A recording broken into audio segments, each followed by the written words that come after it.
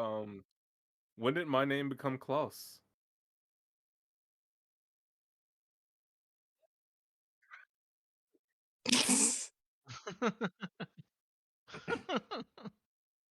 Is this is this another one of your DM tricks? Okay, okay, now it's working. Streamlabs changed so many things, and now I'm having to like relearn everything, and I'm so upset. But yeah, hi everybody. Welcome back to Aes'Taldon. We're gonna start with recap. Who's doing recap? Alan, start recap. Yes. I remember the last time from last session we did not start all in Barovia just yet. Um, Isaac got transported to Barovia by his girlfriend, and the rest of the party were like, "Shit, where'd Isaac go?" And then they got a letter from the Burgermaster, Burgermaster. Burgermaster. Fucking A Jr. kept grill saying burger. master. Fucking The Jr. kept grill saying master. Burgermeister. It fucked me up. But they got a letter from the Burgomaster, um, saying how he needed help because his daughter Irina was inflicted or afflicted with something, and Wilhelm was like, "Ooh, business venture," and so they almost spent another fucking day in Crystal's Vale after Wilhelm had gotten his little sauna going on, but they all got together. Um, Arthos was doing some inner contemplating and everything, and Noman was talking to Wilhelm about trying to get more of his memories and everything, and just helping along the way with that after the events of last session. But after everyone reconvened, they went back to the Benog with their new friend, new slash old friend Barney, who is an entire fourth wall break in this campaign. Um, went back to the Benog. They talked about their next steps. Cartug was like, "Nah, I ain't going to no fucking Barovia or some shit. I got shit to do. I'm about to go turn back time." And everybody was like, "All right, cool." And they were going to get some stuff from Barney, and Barney was going to send them to Barovia. And this is where the real magic happened. They discovered a pixie that was hiding out in Barney's shit, and the pixie essentially charmed Barney to never be able to see him after fucking tricking him like way back. And Kartak used his one last wish to allow Barney to see the fucking pixie, and then we saw a full New York beatdown. Um, about 20 minutes after Barney is done pommeling this tiny pixie, they got some stuff. They got ready. They went into Kartag's broom closet in his fortress to the teleportation square, and they were promptly sent to Barovia. To which they quickly found Isa in this really thick fog. Isa, along with two half orcs, Love and Lux, and so they were able to start moving somewhere away from camp, the camp that they found him, and they were greeted by a caravan, um, headed by a man named Stanimir. Right? Is it Stanimir? Yes, Stanimir. Cool. Stanimir was like, "Hey, yo, we'll give you a ride, no charge," and they was like, "Yo, dope." Um, so they went with Stanimir to their Vestayan camp, and once they got there, they met with a Mama. Why am I drawing a blank? Madam Eva. Madam Eva. I almost said Mother Vinaya. Were you about to say Mamma Mia? Listen. But yeah, they met with Madam Eva. She's a crazy old lady telling fortunes, but very eerie. And we did not like how accurate those fortunes were, especially with our new friend Klaus, who had joined us. Um, a right asshole that will get a well well, along with Wilhelm in particular. But she told their fortunes. She had them draw cards. With each card drawing, because we did a card drawing for each of us and then a group card drawing. Um, we got some very eerily related cards to each of us, but we chalked it up as let's get the Wilhelm wanted to get the fuck out of there, but everyone was like, okay, cool, and so they stayed in the uh, they stayed in the camp until morning. When they got into the morning, Stanimir took them to the town of Barovia so they could go look for their friend Nikita. Um, they stopped by the tavern, which I forget the name of it, but I know it was ran by three women in particular. Um, this is where they met Ismark, who is the son of the burgomaster, and they find out the burgomaster has been dead for years, so they don't know where the fuck the letter came from. 3 days. 3 days. Okay. Um, the tavern was called the Bloody Vine, but Blood the on the Vine. N, but on Blood the on the vine, Vine. sorry, but the N was changed to a E. No, it was Blood of the Vine, and the F was Oh, yeah, changed no. to an N. Yeah, Okay. no, you're right. I was thinking the vine was changed to vein, but it was the other word. My bad.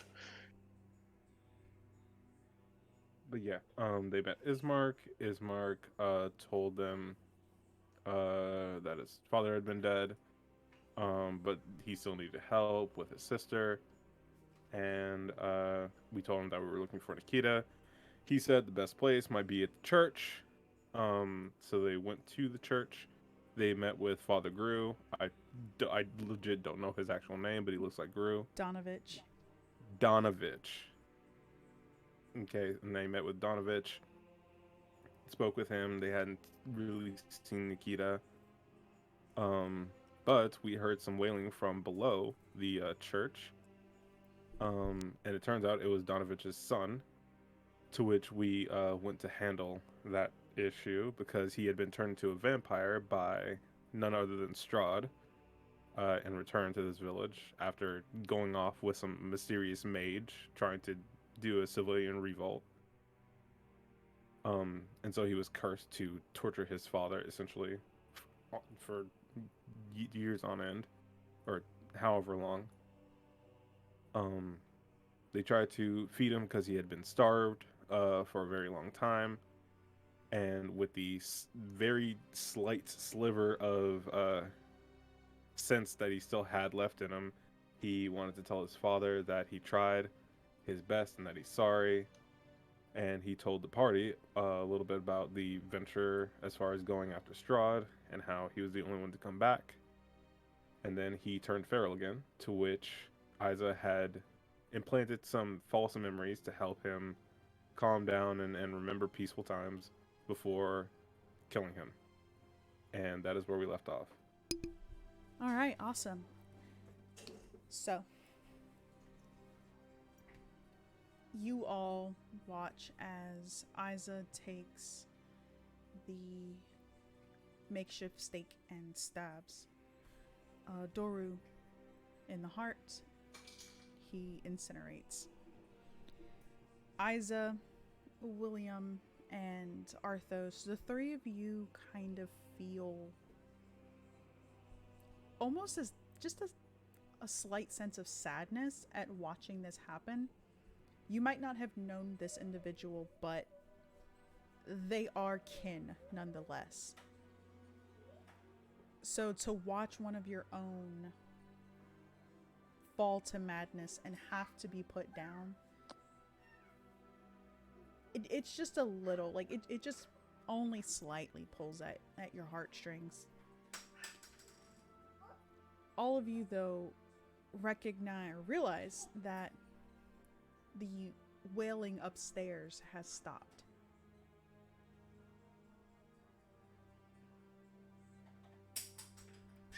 Isa,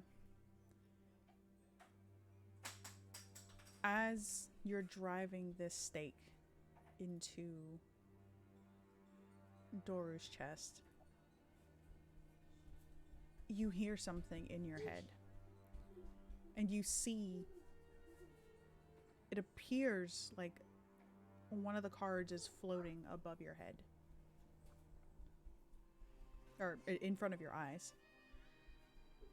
You see the broken one. And you hear a very familiar voice. It sounds like Madame Eva. I see a man of faith whose sanity hangs by a thread. He has lost someone close to him. Defeat, failure, despair, loss of something or someone important, which without one feels incomplete.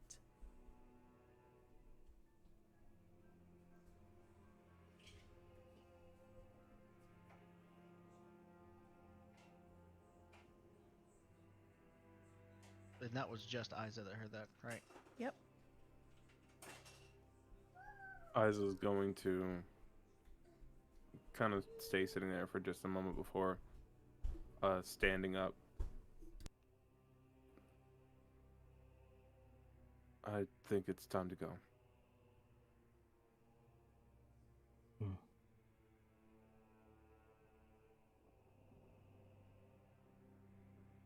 Then lead the way. Isa's going to head upstairs and immediately go and see after Love. All right. You make your way upstairs. Love is just kind of, you see her, looks like she's kind of cleaning the church a little bit, making the main pathway clear of any debris. And she looks at you. Is the monster gone? He's going to go up and he's going to kneel in front of her before patting her head lightly. Yeah, the monster's gone. Oh, okay. And Love kind of like elbows, or Lux elbows Love. It wasn't a monster, you idiot. It was a vampire. You know, what you and your dad and, you know, that guy and my brother. And she kind of, Love is now looking amongst everybody who was mentioned. And are we monsters too? No, we're not. We're not monsters. We're just the lucky ones.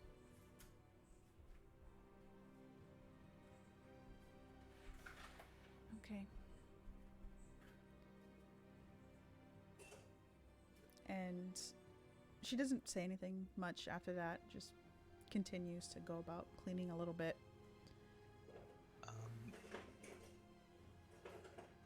Would it be possible for Klaus to rummage through the ash on the floor to try and find his crossbow bolt? There's no reason. The whole body incinerated. So, I mean, if you're looking for the actual bolt itself, like the arrowhead.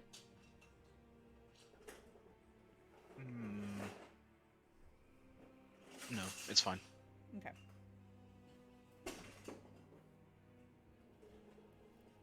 But yeah, so everybody at this point, you see Donovich. He pauses and you know that he was attempting to pray last you saw him. He looked frantic. But now that the screaming has stopped, he himself moves to stand and he looks up and you see a broken sun symbol on the wall. He mutters another prayer and then turns and looks at all of you. I take it, my son. And he pauses again. I take it my son is gone from this world.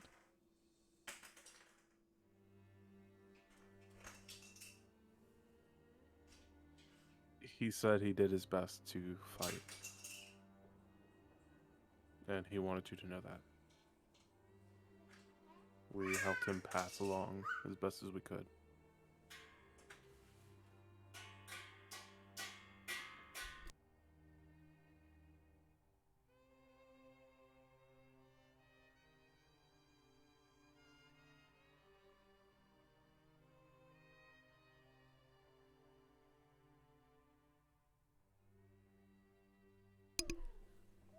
All right, I understand.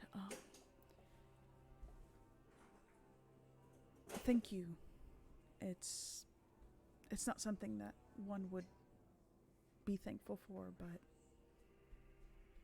I didn't have it in me to end my son.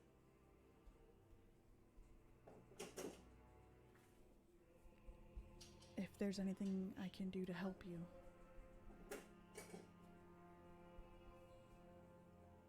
please don't hesitate to ask.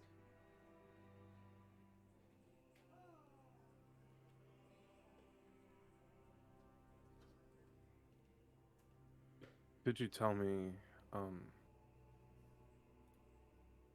who or what is this church dedicated to? The church is dedicated to Saint Angel, the Mourning Lord. Can you tell me a bit about this Mourning Lord?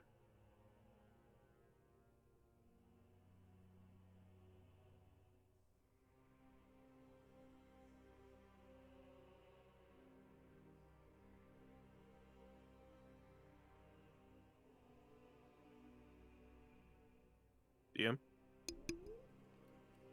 Yes, there's there's not really much that we can say. He's forgiving. He once filled this land with light and love when we had nowhere else to turn. He was there for us.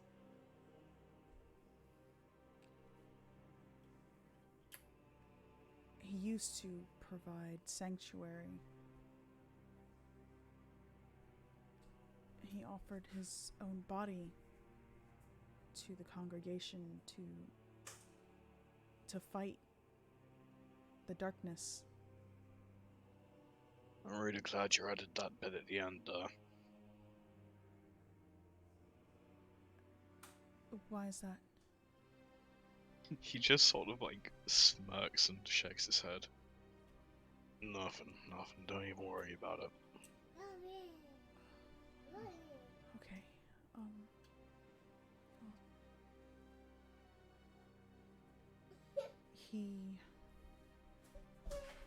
He was laid to rest in a church. The place where he last stood. That's when Donovich kind of gestures around. As you can see, this is not the church. I still pray to him, hoping that he can provide peace for all of us Barovians. Listen, with all due respect, this place is a shithole. How long's it been like this? Honestly, I can't remember when it first started. It's been getting worse and worse. Though, since my son, since he left,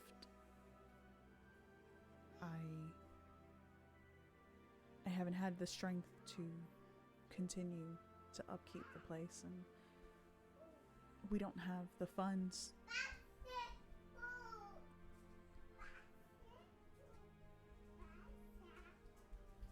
Isa will go a bit through his things, and he will pull out one of his platinum pieces, and he's going to hand it to Father Donovich.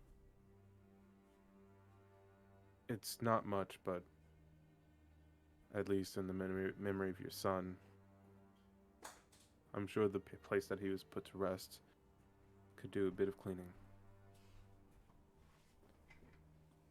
And Donovich takes it, and you see his eyes just go wide for a moment. And I thank you.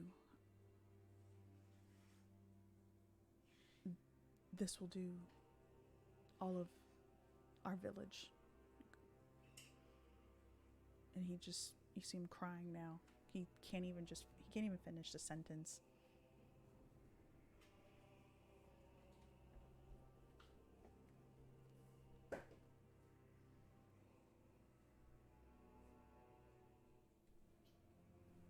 Unless anybody needs anything else, I think we can go in peace. On that note, Wilhelm's gonna open the door and check on the grill master's son. Anyway, the burger master's son. I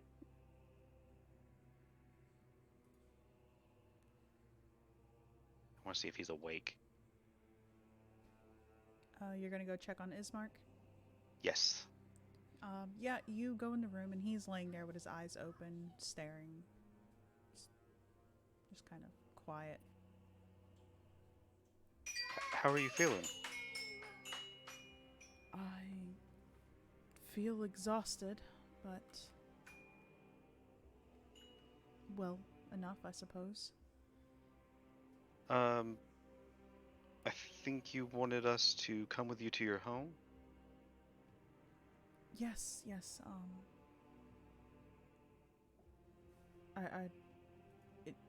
it would be, it would be good if you all came and saw Irina.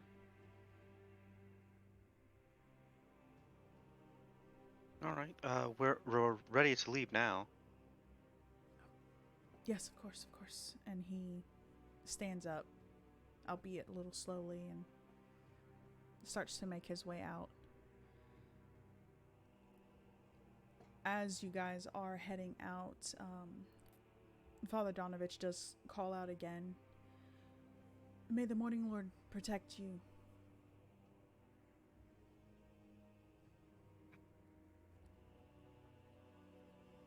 Thank you, Father Donovich.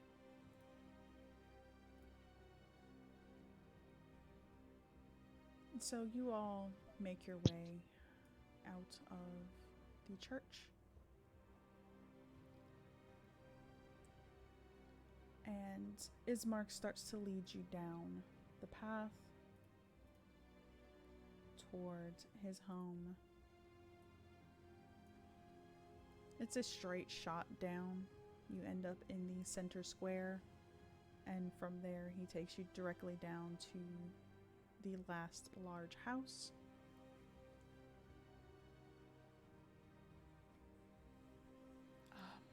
This is my home. The burgomaster's home. Please, come in. And he takes you to the front door. It's a sad looking mansion with a rusting iron fence kind of surrounding it. The gate itself looks like it's twisted and parts of it are actually torn. It's a double swinging gate. The right one is on the floor. The other one, as I said, twisted and just... It doesn't look... It looks like something with immense strength had torn it apart. He's just kind of walks past it, steps over the fallen side of the gate. You can see that there are weeds growing everywhere, the cobblestone, there's grass and everything just kind of shooting out from between the rocks.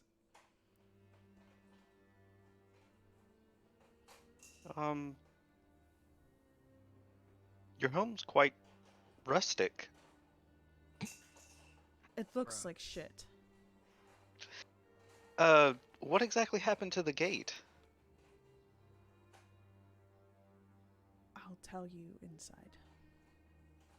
It's things that we don't speak about out here.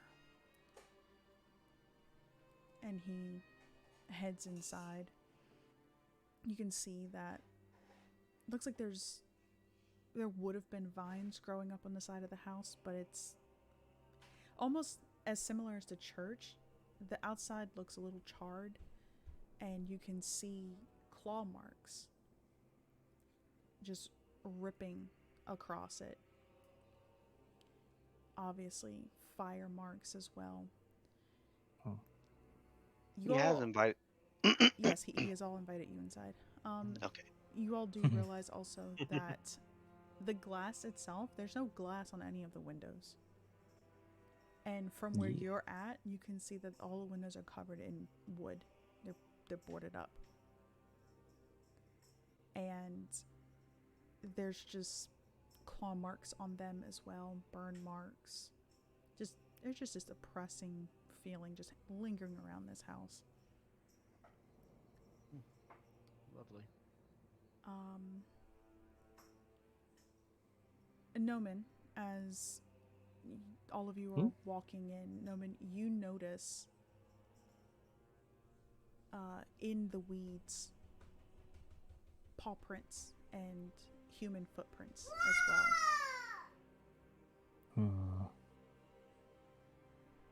That seems concerning. But yeah, as you all enter, Ismark opens the door, and you hear a sound on the other side. Who is it? It's me, Irina. No need to worry. I brought friends. And he enters and gestures for you all to come inside. Please, come in. As you do, you don't see anybody in the main area. The interior is very well furnished, but the fixtures do show signs of use. You can see just from the main area that you're in, there is the windows are boarded up as well from the inside and the outside. And you can see holy symbols of every kind just kind of thrown about the place.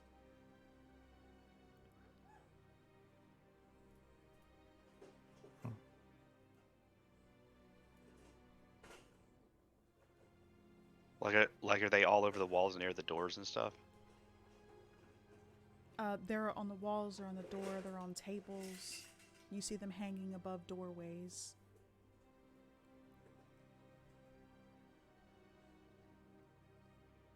Yeah, they obviously don't affect me or Arthos, right? No. Yeah, I'm just 100% of the mind like, yeah, this is a very superstitious lot. In the... Get that real quick. In one of the other rooms, though, you do see a coffin. And it has wilting flowers. Noman, you pick up a very faint smell of death and decay. With the others, it's a very strong smell.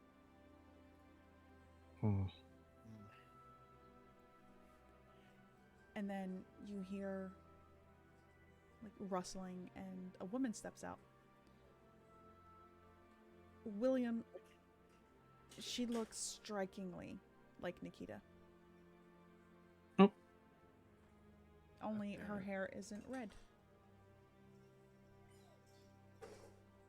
Honey Isa. There he is. Don't fucking start with me. Our boy, he's back. Our boy, I'm so happy. Oh, now he's all grown up, No. going off to college and shit. Doing his taxes.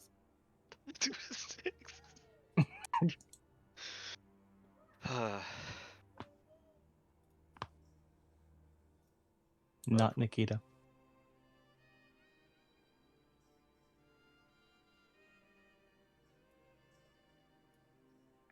William. Hello, hello, not Nikita.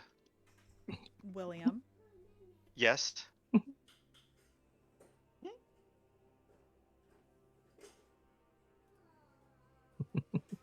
I'm on the You have map. no response to the fact that this woman looks like Nikita. Okay. Anyways, No, carrying actually- on. Carrying on. Damn, she looked like my ex bitch. Anyway, this is a nice house. Ismark leads you all further into the house, and he just kind of gestures over towards the woman. This is my sister, Irina Kolyana. Right, I thought she was your wife. No, I'm not married. Pleasure I to was meet gonna you. say that would be very awkward. Pleasure to meet you, Miss Irina. And you just see her kind of sneer at all of you. Pleasure. Ismark, who are these people? Why did you bring them into our home? They came here because a father, and he gestures towards the corpse.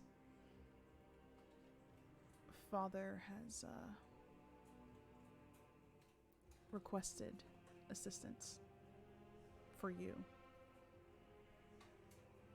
And you hear her kind of chuckle. So, yes, of course.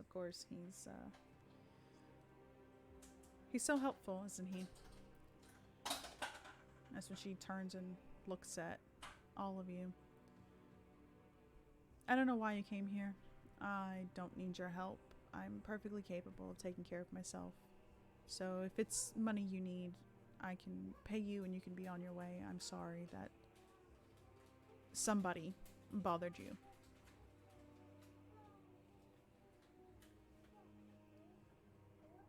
Now hold on. You're telling me that everybody in this backwater is broke except for you? We don't have money. We have more than everyone else, mind you, but Oh, okay. I'm pretty sure that you all are not against taking other people's belongings and selling it, so have at it. It's not like I need it. I don't think that's. And he'll kind of like look to Wilhelm, like Isaac doesn't realize why they're actually there. Wilhelm that heard cord- money and stuff to sell, and his brain is already tabulating the worth of things on the walls, the worth of the rugs on the floors. I could probably sell that on Craigslist for like $150. By any chance, are those sconces bronze? No. Dude, take a few of these bloody symbols back to Aes'Taldon and sell them as artifacts from an ancient culture. Yeah. I'm actually looking for someone who looks very much like your sister. Not Well, is there any chance you saw someone similar to her with red hair in the town?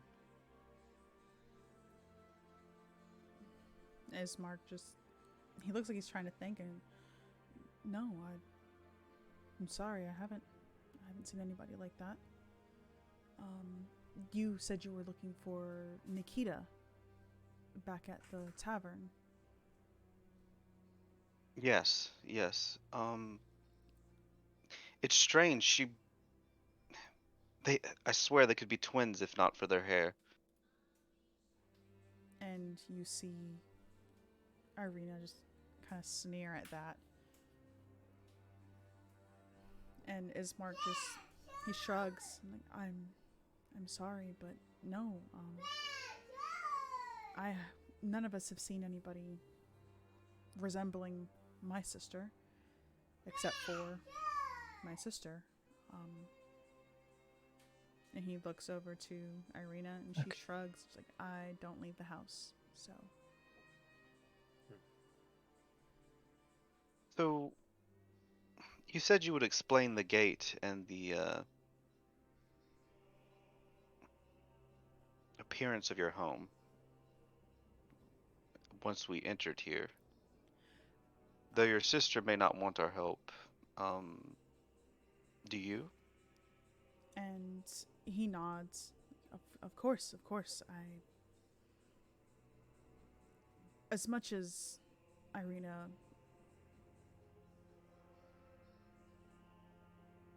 and he just kind of like he makes that face like he's annoyed with her.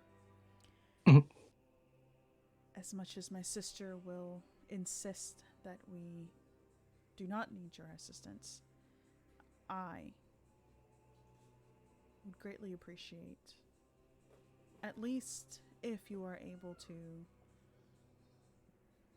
traveling with us to Velaki and delivering my sister there. Afterward, I would be more than willing to help you in your journey in searching for Nikita. How far away is this Falaki? It's a couple hours ride.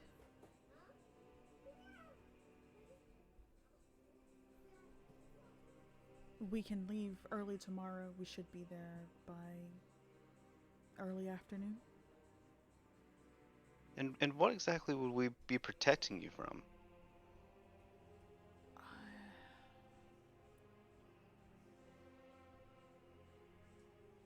There's a man who is in love with my sister. And That's Are you saying a man destroyed your gate? Like That's- that? quite a love for your sister for you to have to travel somewhere else entirely. it's not a simple man. His name is...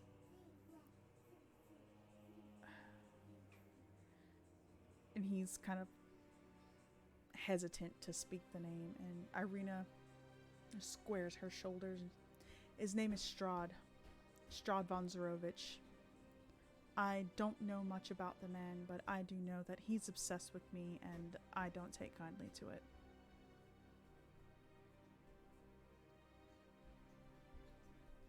Many nights, his creatures, they come and attack our home. They've been doing this for weeks, and there's nothing we can do to stop them. No matter how many we kill, they just seem to come back the next night. My father, his heart couldn't stand it anymore, and he died. I'm guessing that's what the smell is then. Yes. We You haven't need a been hand able... burying him, burning him. Burying, if you wouldn't mind. We haven't been able to transport him to the church. Nobody would help us. We can help if you would like. I would appreciate that. So those paw prints I saw outside are not of this Strahd, but of a creature that he sent? The undead, not vampires. They rise from the ground itself. Any corpses lying in the roads, they reanimate and find their way here. They attack night after night for hours on end. Sunset to dawn. And it's not just the undead, but wolves. Wolves that take the form of man.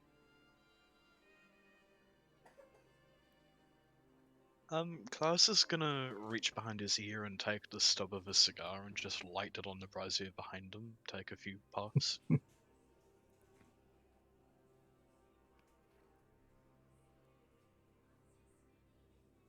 So these creatures come every night. Do these symbols keep them from entering the house? None of them have made it in. I would assume so. Or maybe it's just some cruel trick. Make us believe that religious symbols will do something, anything.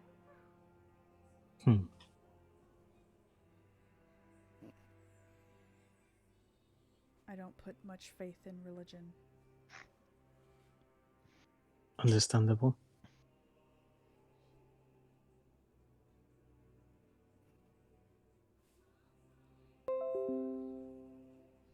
Well, we will do what we can. Will we be leaving tomorrow? I don't wish to go to Vallaki, but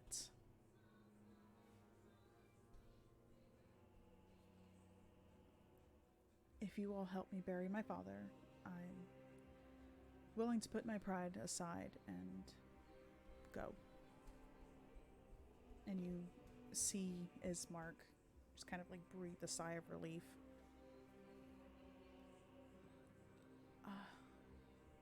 I must tell you all that since my father has passed, our house has not been under attack. I'm not entirely sure if it's related or coincidental, but we've been given a time for mourning, if you will.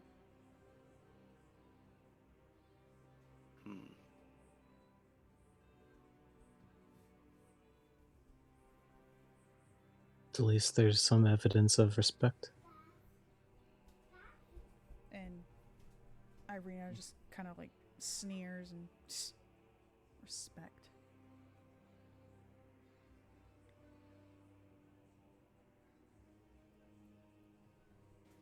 Anyway, let's get you all settled in. Unless you wish to stay at the local inn, the Blood on the Vine. It's quaint. It's comfortable. They have plenty of rooms. We only have an extra room. Not much else. Well, I believe that we would need to stay here for the evening regardless. Especially if these beings and beasts come back to attack you, it would be wise for us to still be here.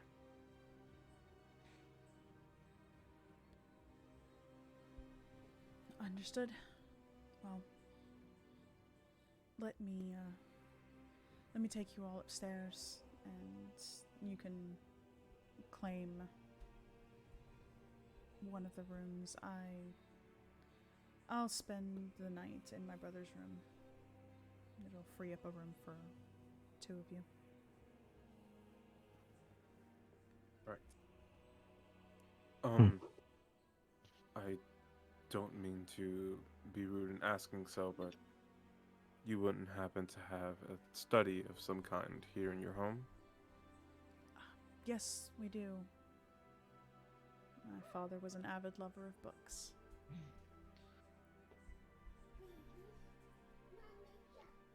Then if you wouldn't mind me perusing during the night. No, by all means. Thank you. And she leads you all upstairs to the second floor, where you find a room with 2 beds. And the room that she has given up to someone who's willing to sleep in there. Oh.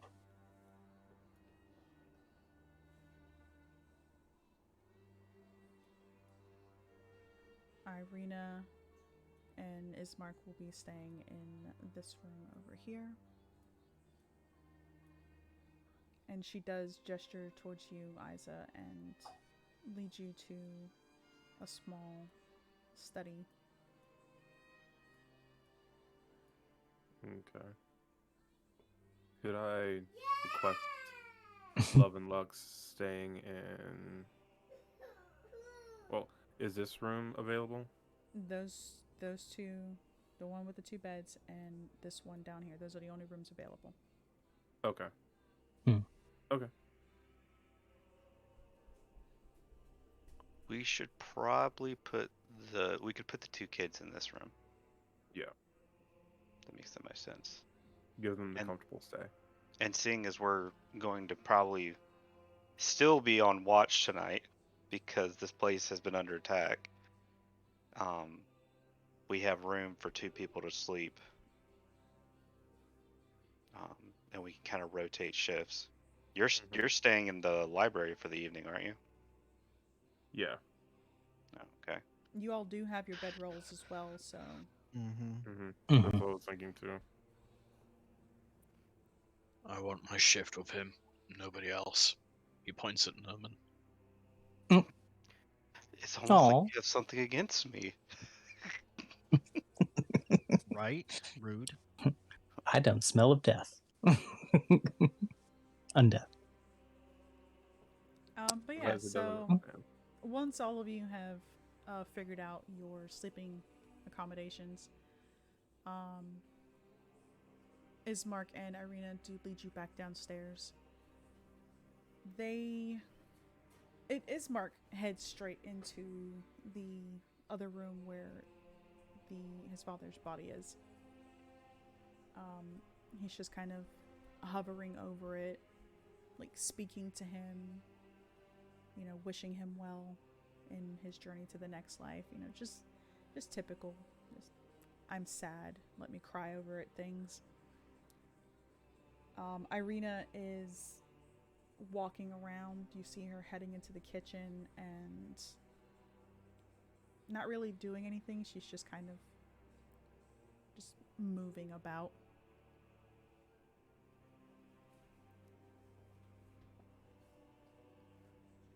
Real quick, out of character, I don't remember the entirety of the conversation between Ismark and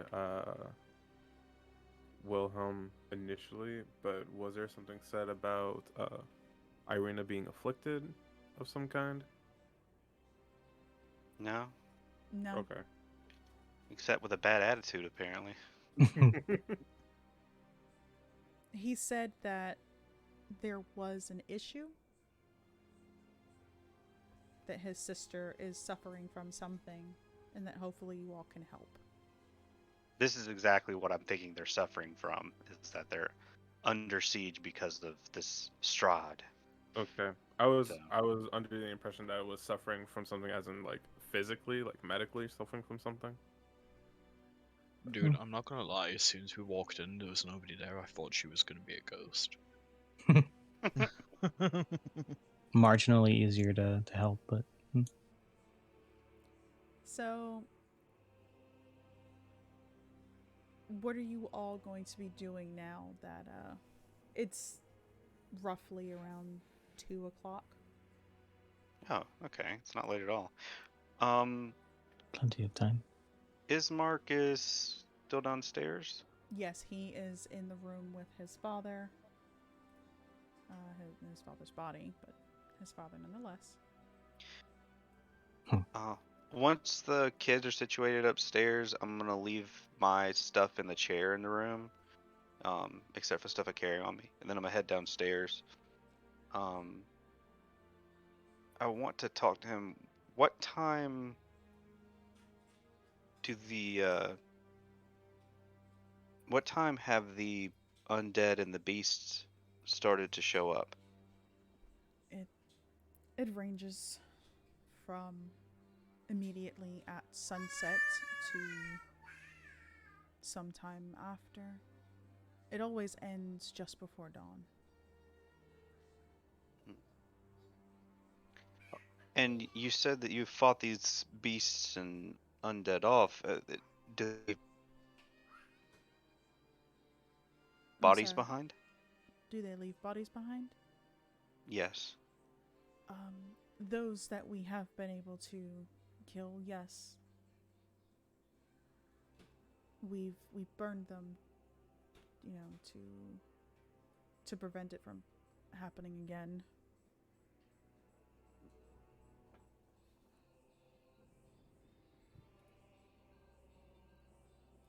So these are actual creatures, not something that he has summoned. I'm not entirely certain. They're. He looks around, kind of checking to see if Irina's in the room, and I've seen villagers from here, people who have been deceased.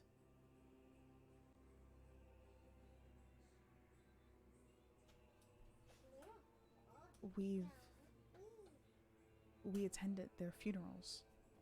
We know they're dead.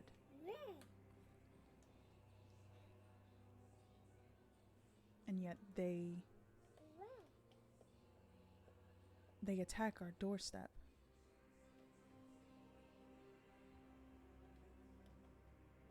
Hmm.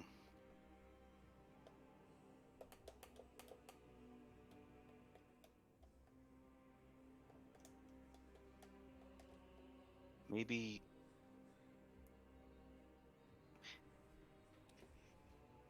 these are people that were buried at the church. The church, or people that we know were deceased and we were unable to locate their bodies. Hmm.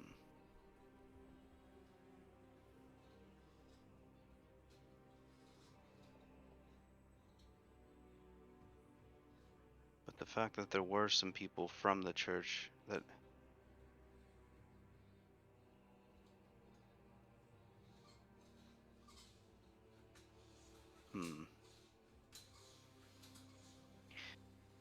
Arthos, Yep. by any chance, would you be able to still know if ground was consecrated still? Mm, no, I seem to have lost that particular ability. Hmm.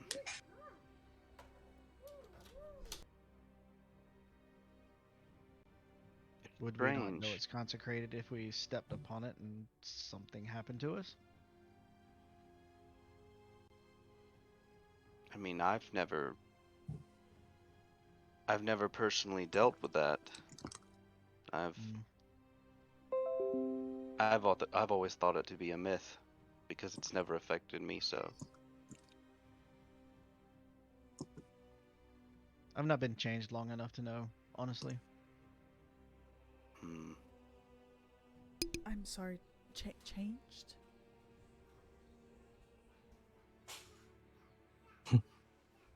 I'm just looking at William because he's the smooth talker. Awkward. Yeah, I'm just gonna look over him. He's still under the effect, like thinking of his friend and all that. I'm just gonna look over him and be like, you see, we're somewhat like Strahd, but quite different in, I guess, temperament.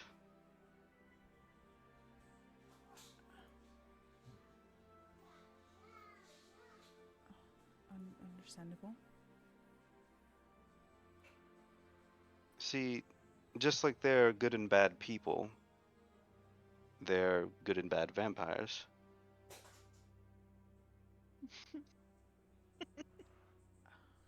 Roll initiative. Just hearing Wilhelm refer to himself as, Everyone I'm a good upstairs starts vampire. to hear a Yeah, scuffle yeah. downstairs. He's a good vampire. I want to roll an insight check against Wilhelm. He I'm a he good. he nods. All right. you wouldn't mind, try not to tell Irina. At least until she warms up to you. Oh no, it's quite understandable. If anyone was accosted by a vampire, I would completely understand their dislike of our kind. Word for it.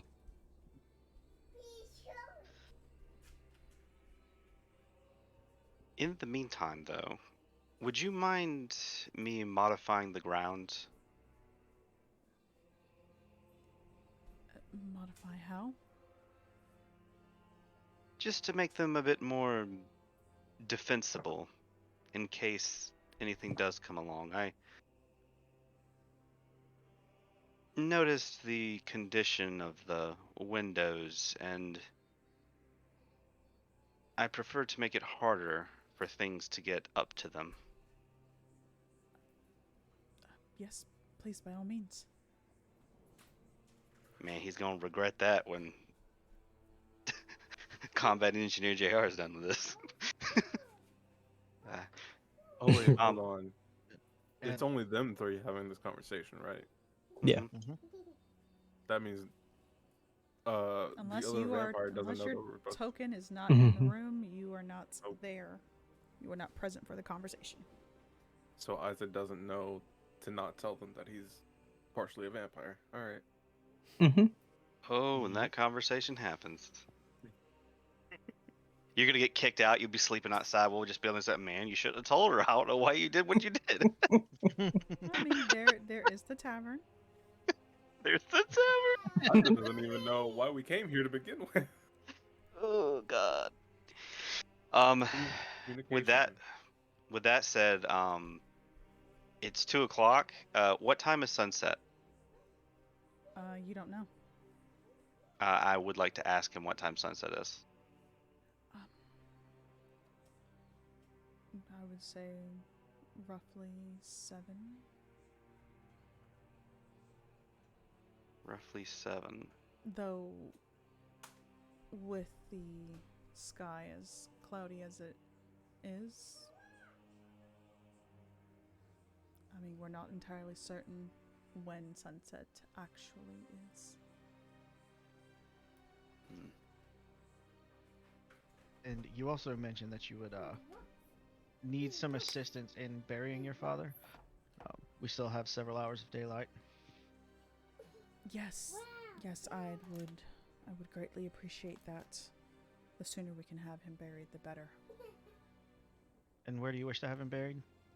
The church. Okay. The sooner we get a move on, the better. Yes, of course. I'm just posting that so the DM can read it. I'm literally just gonna walk out here and basically excavate a moat around the house. See, what you want to do, you want to make a moat, followed, like a trench, followed by a high, like, wall, followed by another trench. Oh, no. So then they fall into the trench and they have to climb up the wall, and then we can just shoot them for free. That's exactly what I'm doing. I'm actually literally gonna take the dirt from the hole, pile it up against the wall so that it covers all the way to the second floor. So it's like straight up. Hey, when everything's said and done, I can just push it back into the hole and it'll act like it never happened.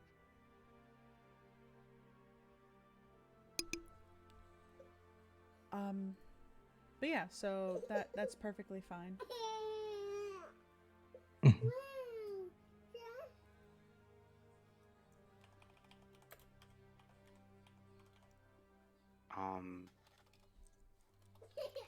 Do I draw what I'm doing on the map, or would you rather I not? I'd rather you not. Okay. Well, basically, 10-foot wide hole, 10-foot deep, all the way around the building, and all the dirt piled up against the wall. on the outside to basically block it all in. Okay. There's enough wood around that you could probably make like a tank trap kind of barricade on the stone path that you can't excavate as well, if you fancy it. You know, this is getting into metagaming. This kid is no mitigating. I just, I actually don't remember any of this stuff. Let me just recommend fortifications of the actual combat engineer real quick. It's fine. I've played Armor. All right, but yeah, that's what Wilhelm's gonna do for the next couple hours. He's actually gonna ask that Arthos if he could to try to figure out some sort of barricade for the front, because I am leaving the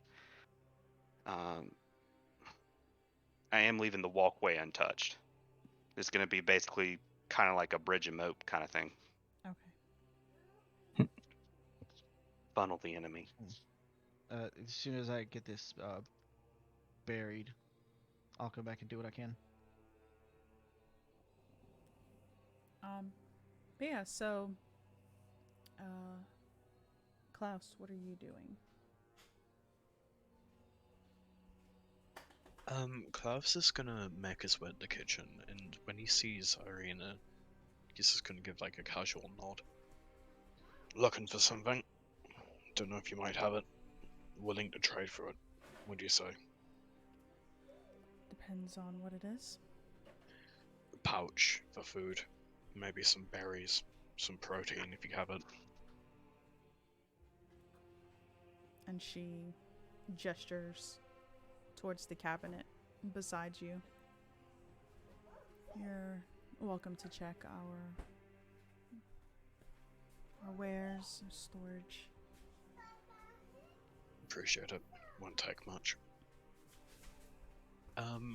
Basically, he wants to look for any, like, fruits that might look edible, and anything that might provide, like, energy, like coffee beans or anything. I don't know if they have that in Barovia. They don't have coffee beans. It's all tea. Tea works. But yeah, you do 'cause find tea does contain caffeine.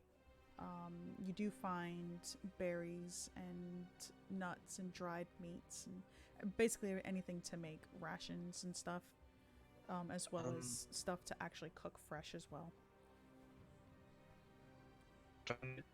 Little food bag, like little pouches and like that. Hello?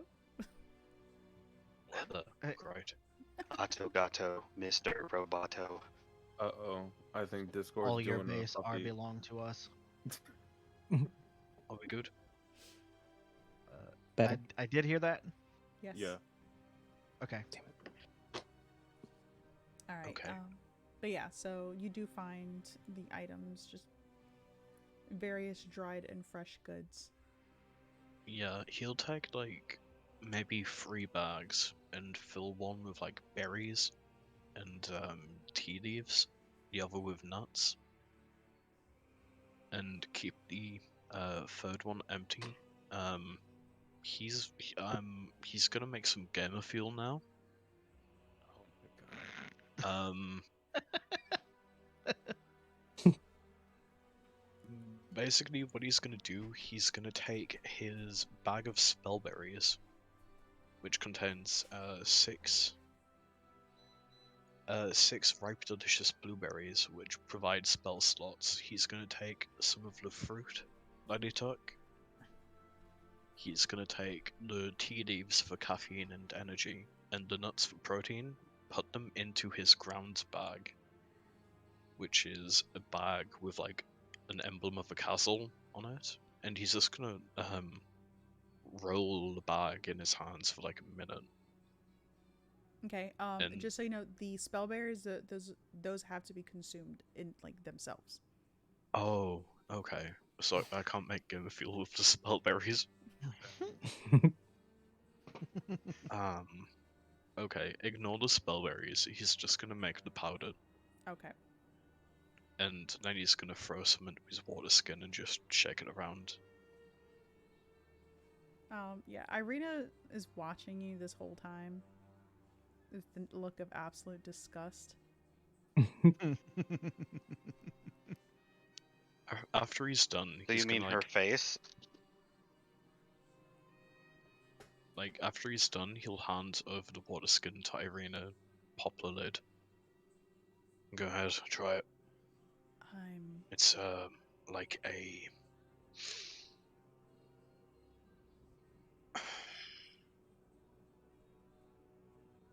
cocktail, I suppose. good. Thank you. Whatever you say.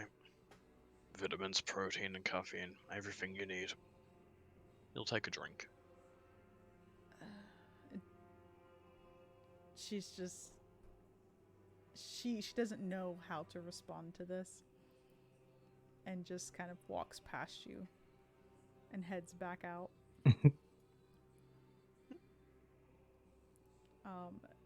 She does make her way back to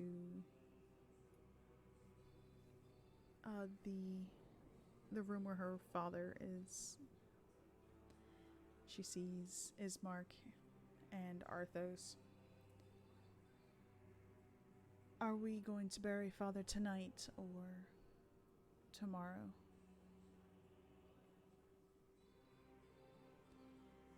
Well, it's our friend here. He said he would help us bury him today. I'm terribly sorry I never got your name.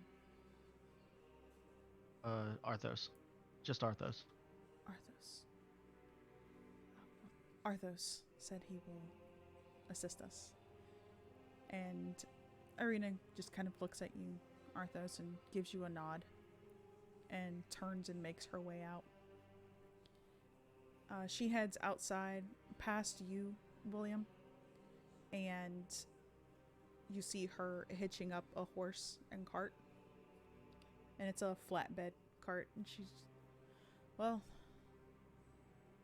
unless you want to carry the coffin, we can put the coffin in the cart and take it.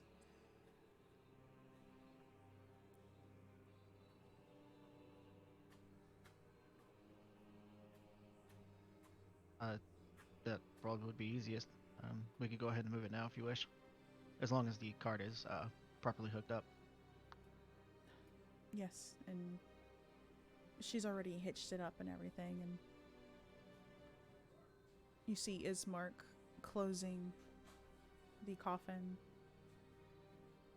saying something else under his breath, and then looking at you, Arthos, waiting for you to assist him in moving it. Yep.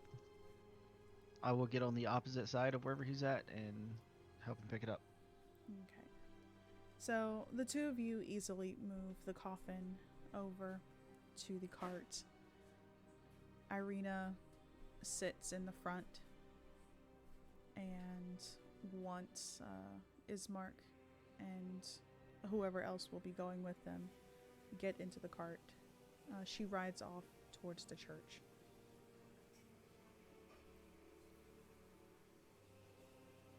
You all make your way to the church. As you are going down, you do see people peering through the windows now, the windows that haven't been boarded up. Some of them are peeking through the doorway. They're watching this. It's just a very weird moment of silence. And eventually you do reach the church, and at this point you do see Donovich. You see him with a shovel over his shoulder as he's making his way to the back, and he stops and he sees you all in the cart. May I help you?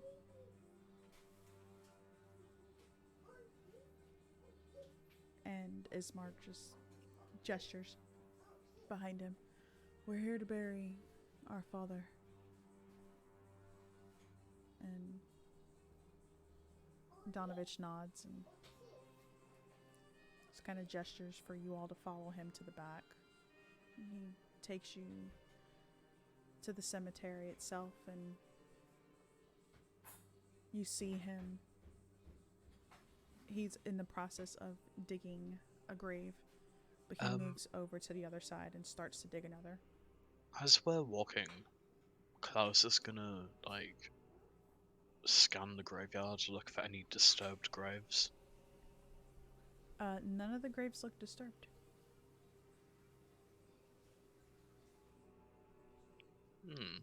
Okay. They would have like when they were leaving from the estate, they would have like let everybody else know that they were leaving to go and bury the father, right? Yes. Okay, yeah. Then Isa would have went with and kind of stayed alongside to help dig the graves. Are the kids left home? Yes, the kids have stayed back. Mm.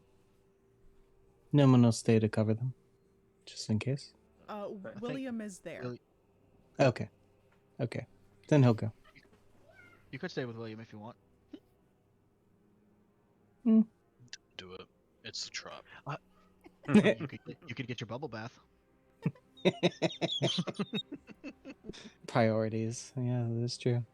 No, I'll follow Arthos. Cool.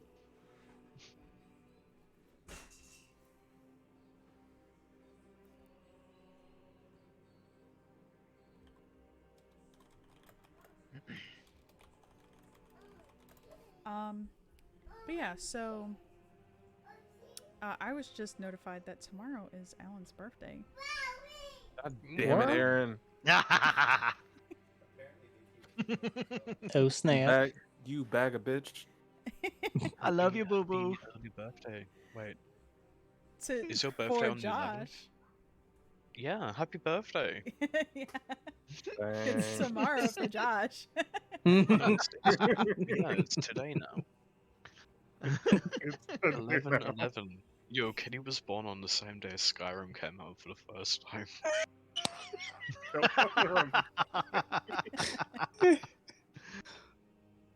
The important things. Yeah, it is. I love how I have to specify for the first time because it's been released like 10 times in the last 10 years. Right? I'm just waiting on like the next release for like the Samsung fridge. Skyrim on the Samsung fridge. Aaron, brought to you now on the TI-84. But yeah, so those who are helping Donovich to dig graves, it goes by a lot faster, and by the time it is finished, you can see the sky, which is already overcast, starting to get a little bit darker. And you see Donovich, Irina, and Ismark all look up at the sky. And they look at each other. And then they turn to the coffin.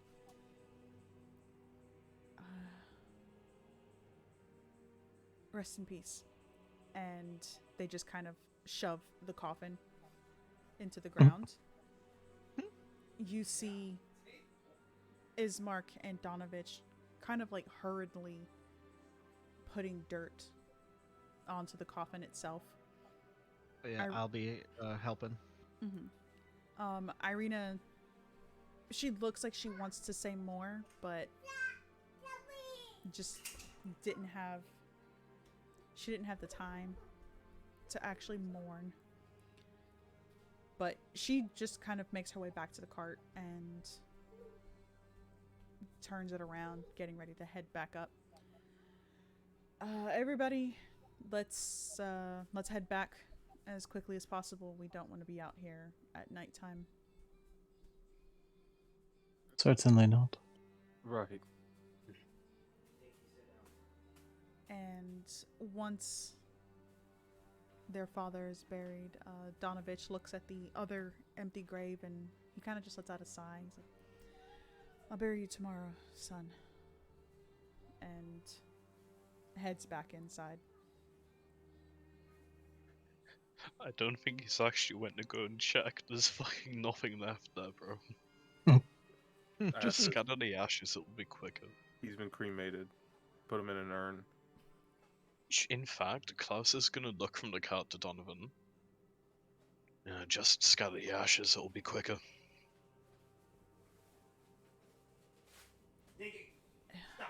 It would be, but I would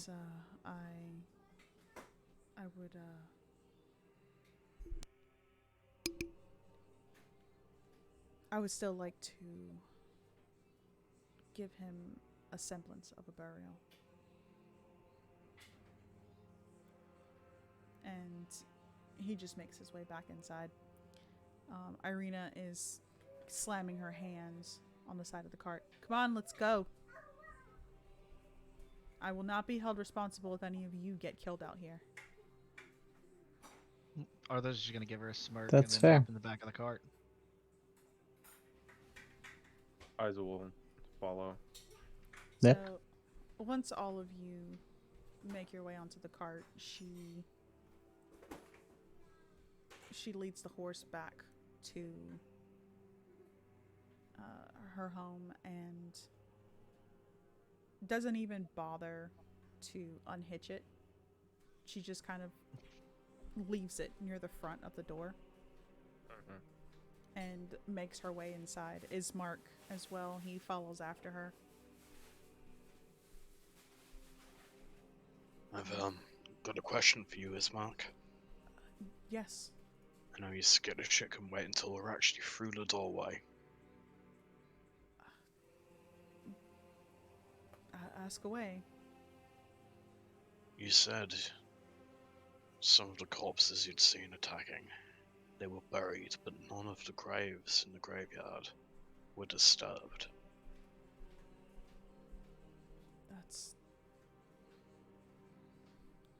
It is odd. I honestly have no explanation for it. I was gonna ask Donovan about it, but we were a bit short on time. I'm sure if you want to ask him tomorrow before we leave, he'd be willing to answer the question. It might be worth looking into. DM, what? I'm guessing the door swings inward into the building. What all is used to, like, lock the door? Is there any kind of wooden crossbar?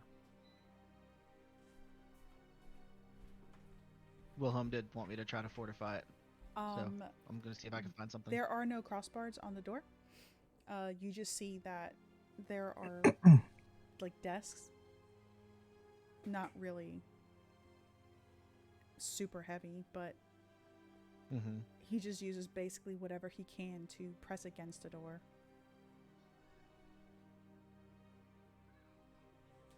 Okay. I know looks like there's pieces of wood kind of strewn all about. Does it look like there might be one long enough to make a crossbar while we were outside?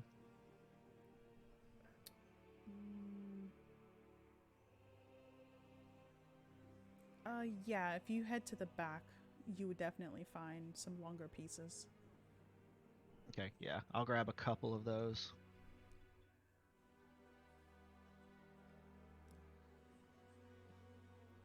And then bring them inside.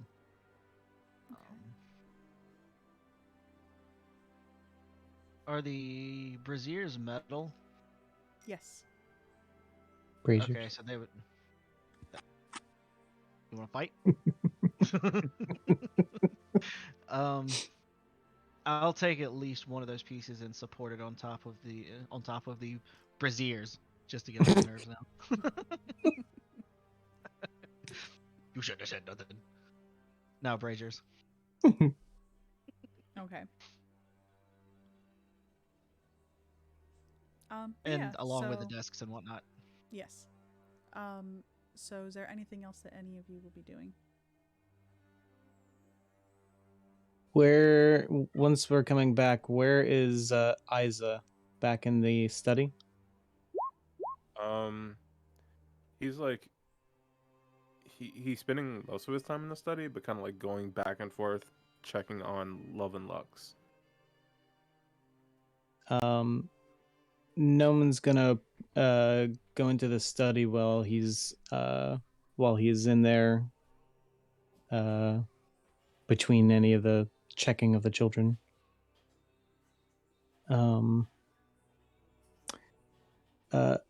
Isa, do you have a moment? Sure. Is that something I can help with? It is just that it's been a very interesting 24 hours or more. I don't remember. I can agree with that.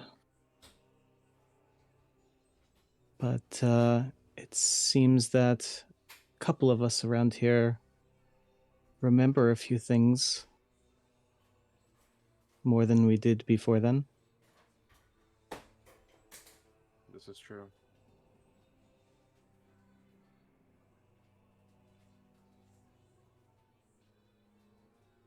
So, Sortiara.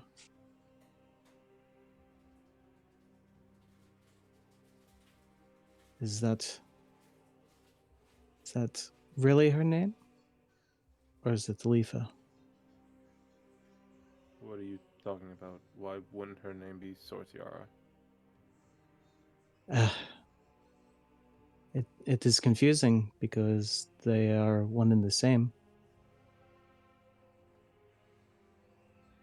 I don't know who this Leafa person is. The woman at the table, the one that you left with, that was Leafa.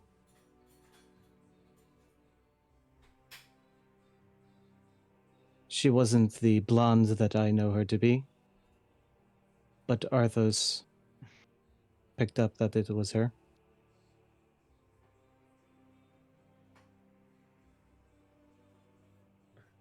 I never took you for one who had a sense of humor. Not a sense of humor, no.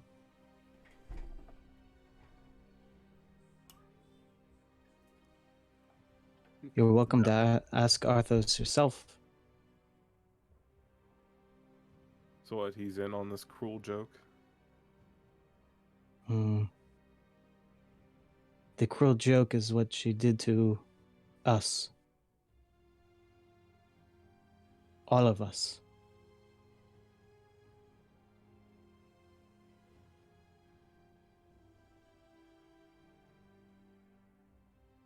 No one's going to approach him and drop his disguises. So he sees the real.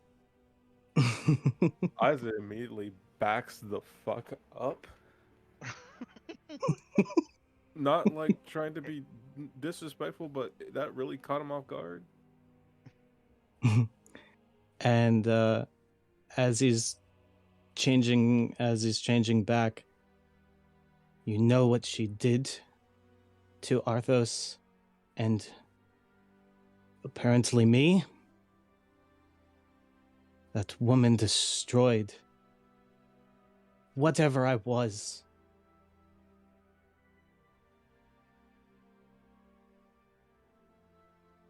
And you've known her for how long? Did you have a hand in it?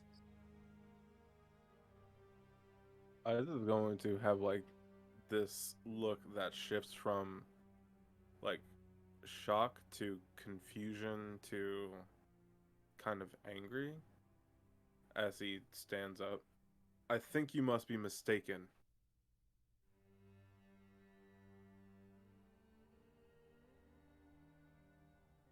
Do I get a sense that he's being honest? You roll insight.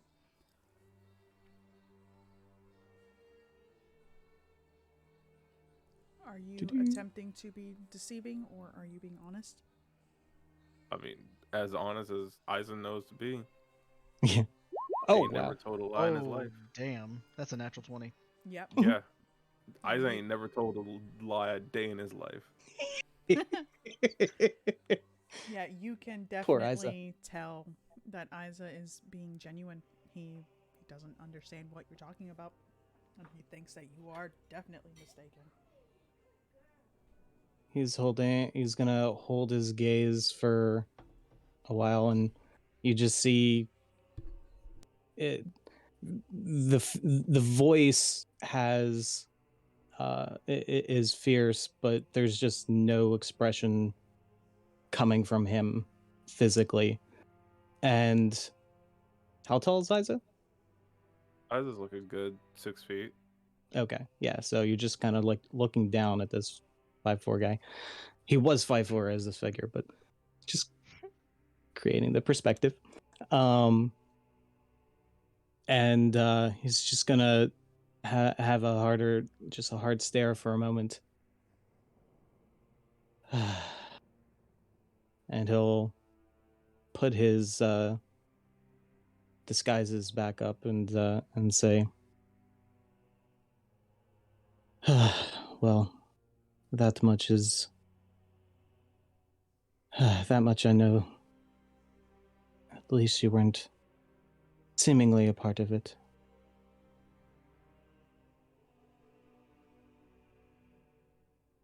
There's a good bit that we need to discuss as a group.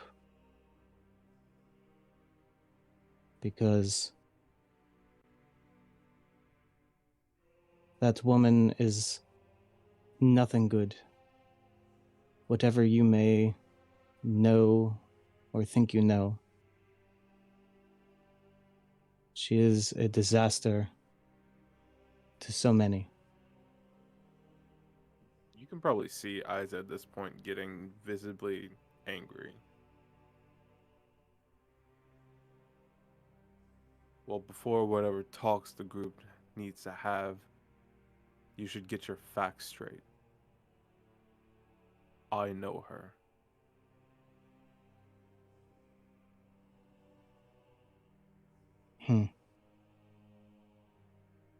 Well, then you'll have to enlighten us.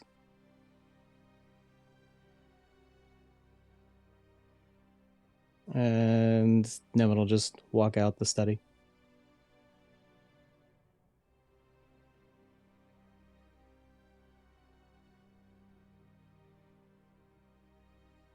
At this point, he'd probably like angrily sit back in his chair and kind of look through some books and let Spook out of his little interdimensional pocket.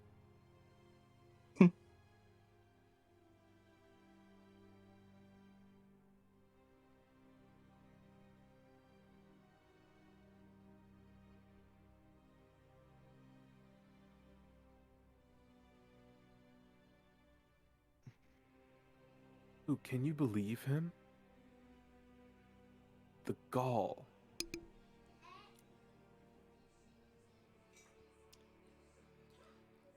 What gall? He was right. What are you talking about? She's a bad lady. I don't know why you ever. I mean, she's pretty. I can understand why, but you know. Not you two.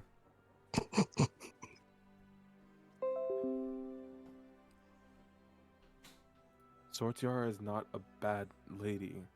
She has her secrets, and she can be a bit more closed off than others, but I know the good in her. Oh, my sweet summer child.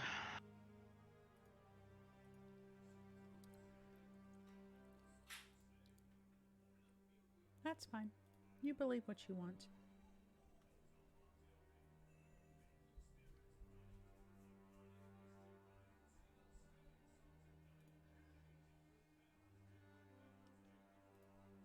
Also, side note, DM, while I'm here in the study, Do I happen to find a very particular book in a very particular trilogy that I've been searching for? You do not. Fuck. Okay. Womp womp. Do I find any books on the anatomy or anything detailing about vampires? No. A lot of it is really boring history books of Barovia.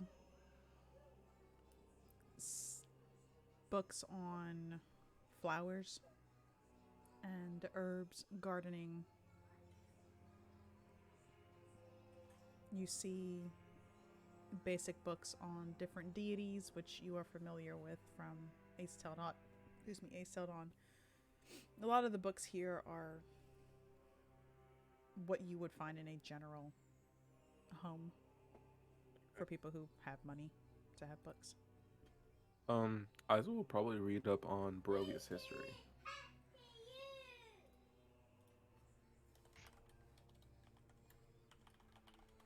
Okay.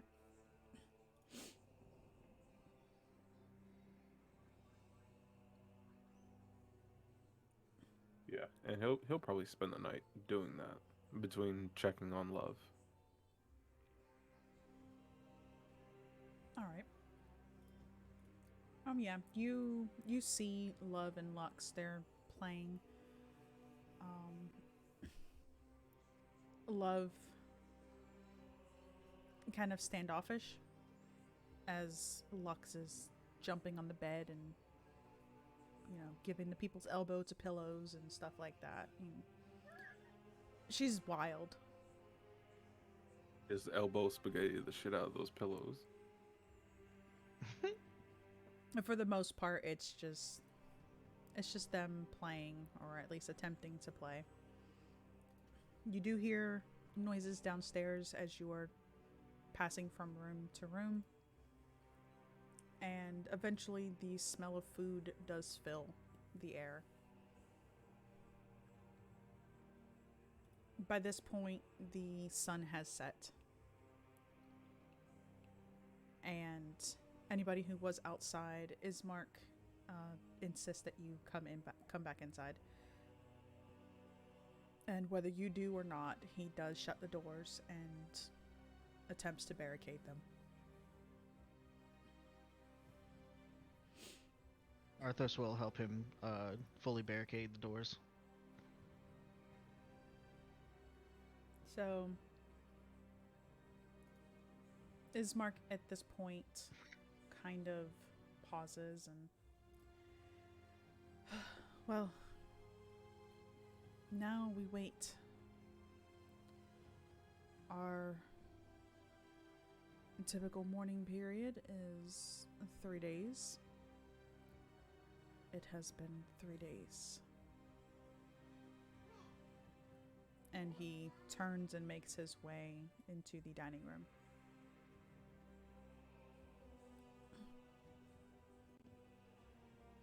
Ooh, we're in trouble. I'm hoping I was wrong. Or I'm wrong. When are you ever wrong, JR? All the time. Don't answer that. I was Swanee. about to say. Don't fucking answer that, Swanee. You're not allowed to. You're not allowed to answer that You're not allowed to answer. because the answer's always with her. It's insider knowledge.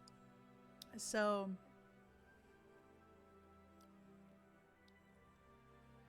Irina has set plates down in front of you. There's it's not a super hearty meal, but it's filling enough. You see meat. You would assume that was dried. She's probably fried it in animal fat. There's some vegetables, wilted, but vegetables nonetheless. There's some wine. It tastes stale, but it's still alcohol. And yeah, for the most part, it's a basic meal, and she's looking at everybody. I hope that you enjoy the meal. Thank you for helping me bury my father. And she just kind of quietly goes to start eating. Much appreciated. Yes, it's definitely appreciated. And Wilhelm's actually going to eat. I don't know what Arthas is going to do. Yeah, I'm just gonna sit there and look at it. You could go through the Like- motions and like fling it on the wall behind you. Like, this like, is good, man.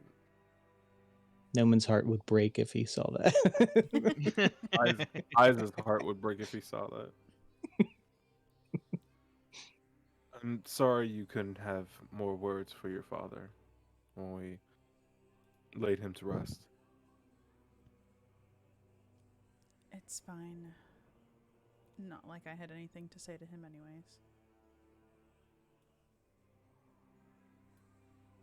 At least from what you've told us so far, Oh.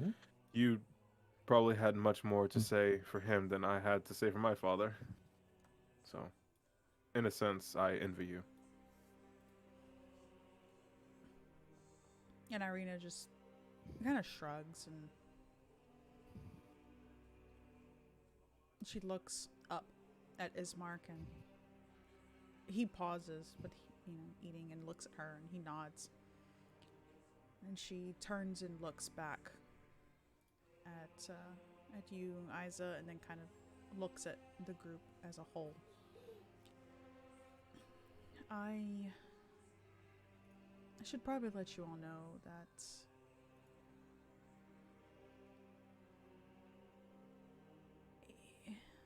he's not my true father. I don't want you all to go and have that misunderstanding. Is this one of those I might not be your father, but I sure am your daddy situations? Oh my god.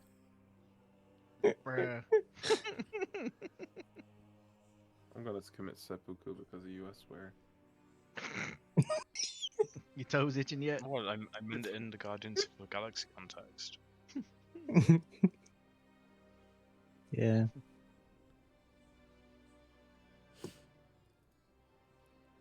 But yeah, she just kind of looks at you and says that.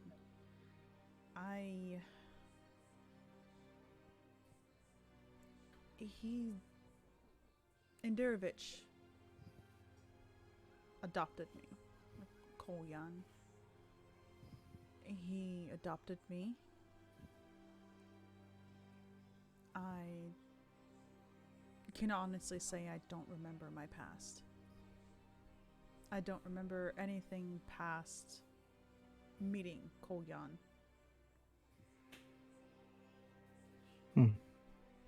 If we'd met just a couple days before, you could have joined the club.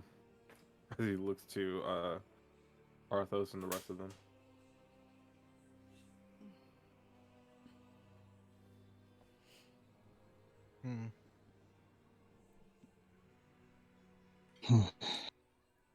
I must have literally missed a huge section because my headset reset.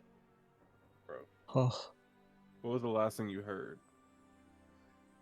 I literally heard you start talking to Ismar, and that was it. Well, basically, Check the VOD. she said that she's not Kolyan's biological daughter.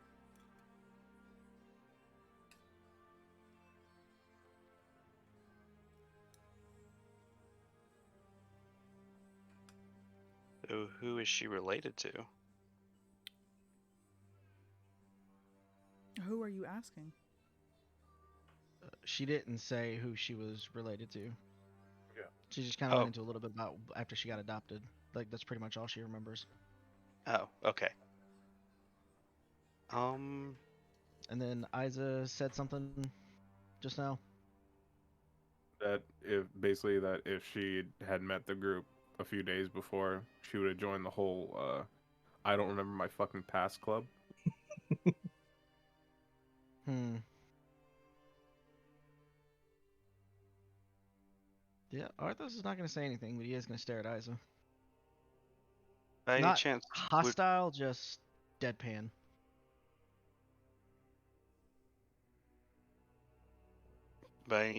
do you know who he might be? He who? Your father. No, I don't remember anything before showing up here in Barovia. Hmm.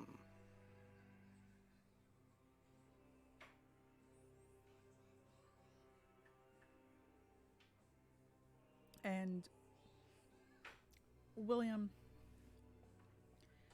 you see that her face looks a lot more flush than it normally does, and not like a blush. It's her features just look a little more swollen. And she clears her throat. I must apologize. I'm not feeling well. I need to lie down.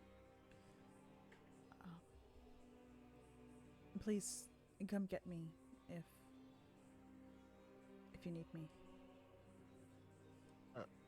DM question: has she eaten any of her food as she's been sitting here? She's pecked at it, but she hasn't really eaten much. Okay. Isa, I think your services are needed. I love it when you guys remember my skills. Skills? Yeah, I've got What skills? skills. What are you gonna do about it?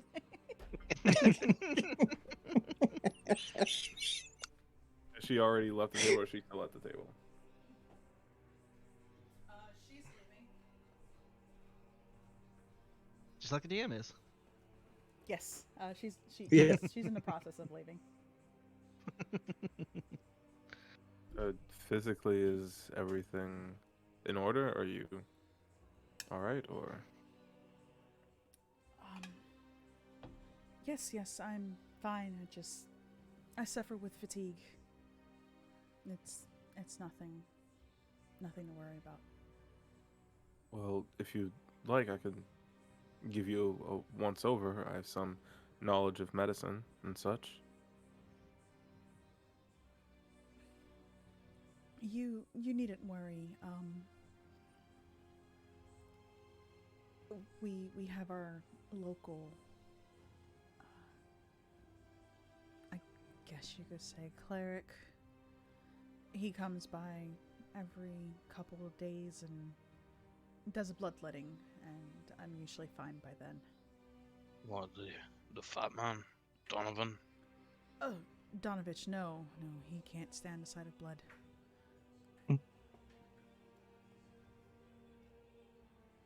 Please don't tell me the local cleric was Donovich's son, because that will be very awkward. Doru, no, gods no. Oh, good, good. Of course, I wouldn't mean to intrude or anything, but I do have my equipment and tools with me if it's just bloodletting that needs to be done. I really don't want to impose. No, I don't mind at all if you don't. I'm gonna roll a d2 right now just to see whether or not Klaus says some out-of-pocket shit. I don't think you even Heads, need to no, roll. tails, We yes. we all know that Klaus is gonna say some out of pocket shit regardless. Yep. You might So as well just say Klaus it. side-eyes Isa. Yeah, I bet you're real good at bloodletting, aren't you? What is that supposed to mean? Just that you're a doctor and you must be very good at it. He takes a bite of meat. He's gonna give like a concerning eye, but kind of brush it off in his mind before looking back to Irina. Uh, Truly, of course, if it's no harm to you, I'd be willing to provide that service. And she nods, and gestures for you to follow her. She heads upstairs to her room. You see that beside, well, she heads into the original room where the children are, and she grabs from the night table a very old style syringe and the tourniquet and whatnot, a bowl, and she heads back over to Ismark's room and sits on the bed. In case you need this, so you don't have to dirty your own equipment. Oh no, it's no problem at all. I usually keep a bit of a surplus on me should I need to. And Isa will, of course, get his own equipment and everything. Besides, this might be a bit easier on you. Um, these stools are a bit old.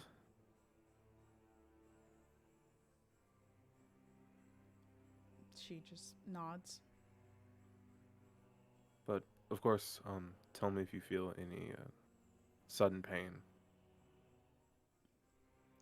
And he will go ahead and go through the process of bloodletting.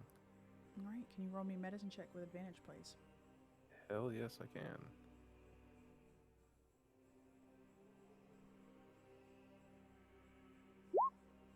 $27.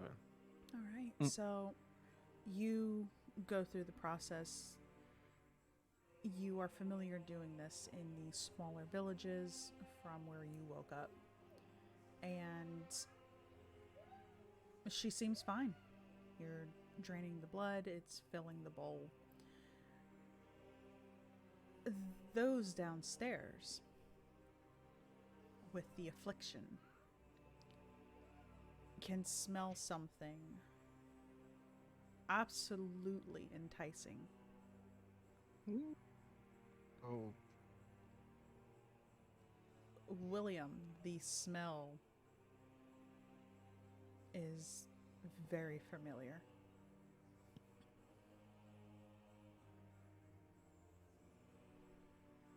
Do I need to roll a history check, or do I know exactly what it is? You know that this is what you've been searching for. Someone with this particular type of blood. Okay, no, this is no. It tastes like barbecue sauce. She got some sweet Damn it. fries in her. I tried to hold that in. That caught me off guard.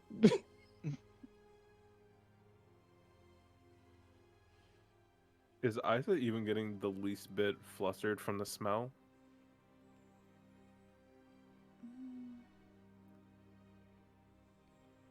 I need Isa and Arthos to roll me a wisdom save. I will help Arthos. I was over here like, be quiet, don't say nothing, be quiet, don't say nothing, be quiet. Damn it. I'm You know, if you sorry. punch your nose in the right way. As soon as I feel the pull, I'm just gonna be like, no, Arthos. Down boy. Do I get advantage? You don't Get get William's advantage. You helping just me? roll willing. You just roll straight. Yeah, because normally you have disadvantage. Oh boy. For some, I don't know why it's sending it. That's not Holy bad. shit. That's the highest wisdom save I have ever rolled, even with advantage. That's Bro, pretty Um, can you do me a small Yours, favor? Isa, it's because I had it. I had to do something on your sheet. Oh, Yeah. So you just fucking watch it, bruh. yeah. So just put it back on regular. All right, but yeah, yeah. that was 25. So But- the two of you smell this. Isa, you're right in front of her, and you feel the urge to sink your teeth into her. You've never smelled blood like this before. Mm. Arthos, you feel as if you're just about to break away. William manages to keep hold of you, but barely.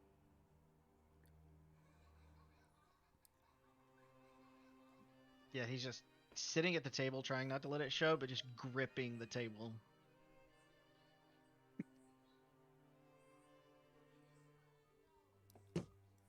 And after a minute or so, you manage to finish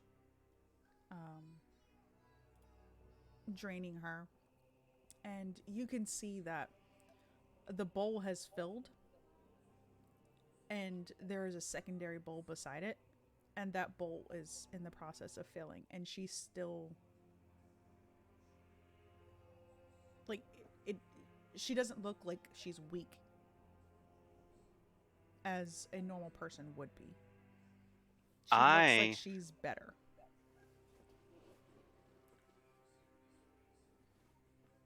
I'm gonna take the bowl and be like, I'll get rid of this for you. You are not upstairs. Nope. Damn it. Okay, well, I smelled it from downstairs. The I'm responsible going vampires upstairs. upstairs. Patient confidentiality. Hold on, sir. Before you start barging in.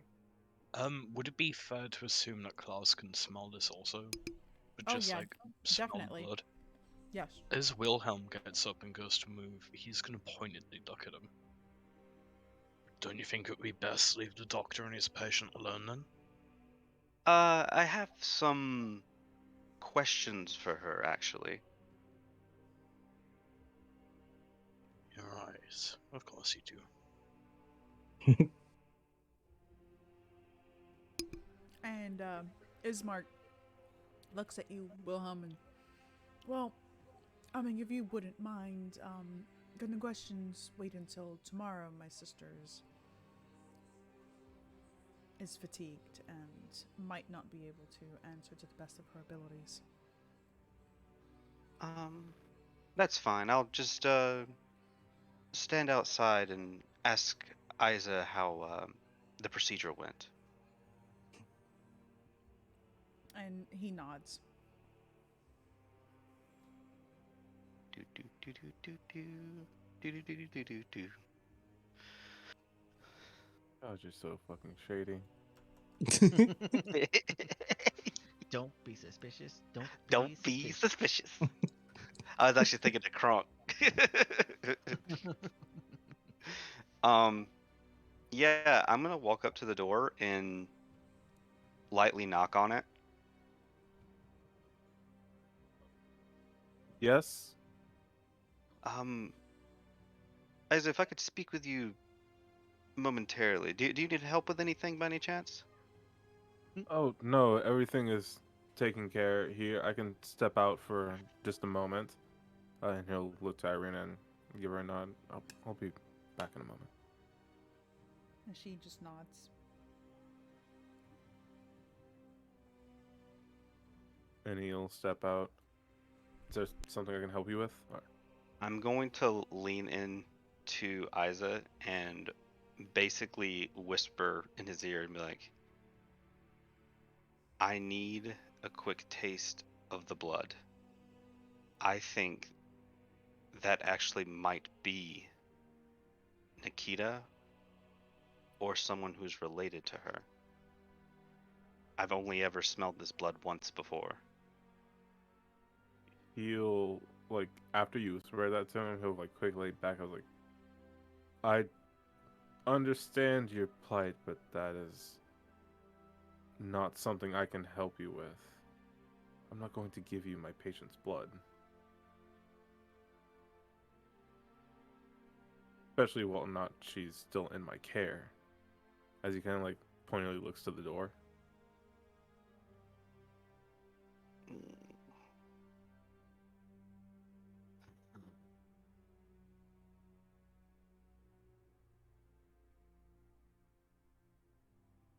Wonder if I should say it. If you do it, it's gonna drop it from Ismark. Oh no. Ooh, bitch, you better try it because you know it didn't work the last time. I fucking dare you. JR, I have one quick question. You made the windows on the bottom floor covered with dirt, yeah? Yeah, Okay, fantastic. it's basically an earth embankment that leads all the way up to. It covers that wall all the way, so they'd have to Cool. scale 20 feet up. While they're having their little dispute, can I go ahead and cast alarm on fucking everything that isn't covered by dirt? Be on the second floor. I'll do that before we actually take our long rest. And in that case,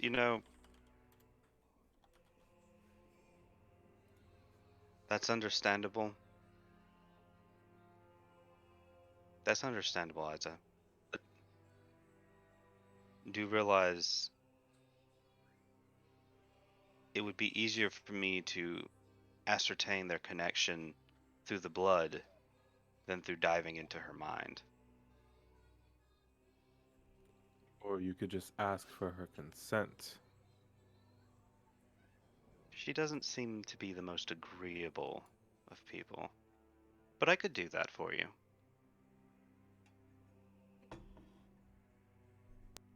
After she is out of my care, I am still in the process of helping her. Wilhelm. Completely understandable.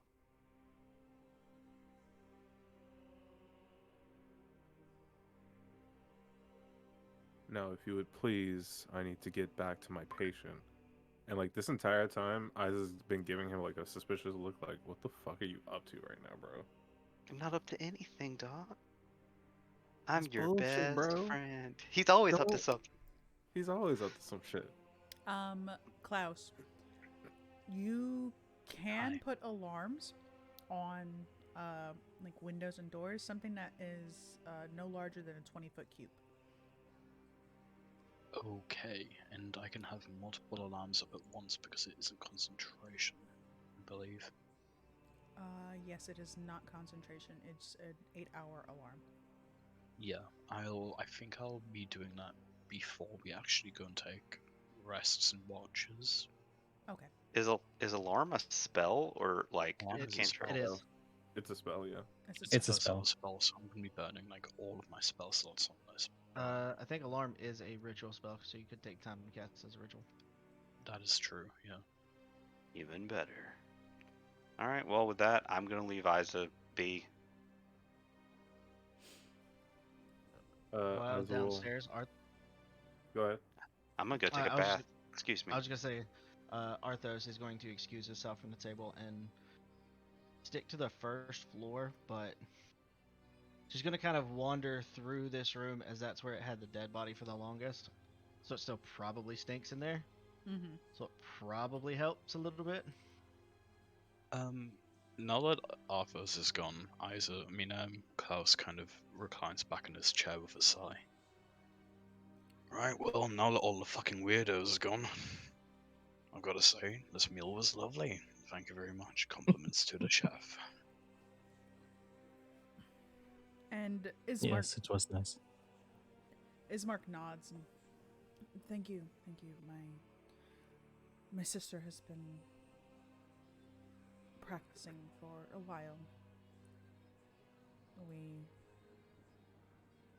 We don't have a mother figure, and our servants have all but abandoned us. So it's all up to her to make a meal out of anything, basically. Well, I think she did a good job. It's hard eating when you don't have much. Usually I just hunt for my food. Ah, yes, alcohol. Or alcohol. A game here That's easy. is, it's not easy to come by, but there is some good game here.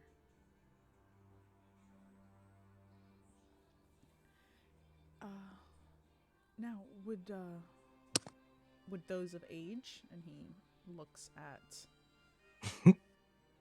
Noman and Klaus, would the two of you care for a drink? Sure. Yeah, absolutely. I've got something for the little ones as well if they want it. He takes out his flask, like water skin full of the powdered bullshit he made earlier, and gives it a little shake. Try Lux some of this crack I made. Lux immediately lunges for it. Or like basically crawling over the table to snatch it. Oh yeah, no, he'll pass it over. And she takes a long, long swig, and then you see her eyes kind of water. And her cheeks are filled with this, and it just slowly starts to dribble out the side of her mouth. And she looks like she wants to cry, and she swallows it. And then she hands it to Love. It's great. You should try it. As like tears are just slowly streaming down her face.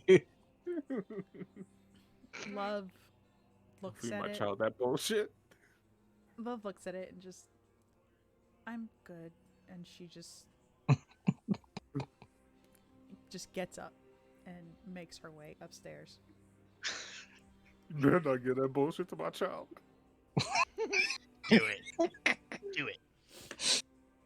He takes it back, shrugs, and takes a swig of his weird ghetto protein shake. This is jungle juice. This is just straight jungle juice. This is what happens. It's basically when you try and make your own G Fuel using a dehumidifier and an oven to make, like, powder. I don't want to know.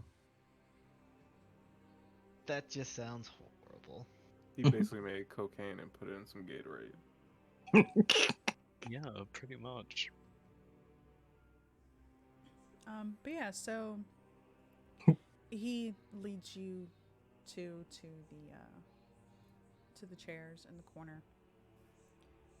And on the table you see that there is a black bottle, which you could assume is some sort of whiskey.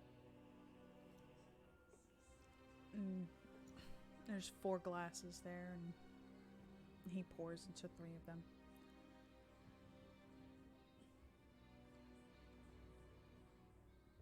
Here, please, drink. Thank you. Appreciate it.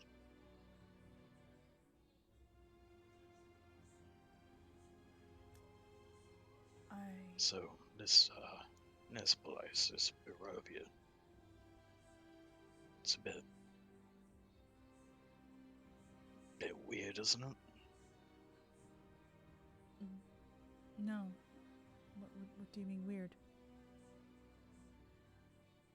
Just all the people inside. Yep. Oh, robot's back.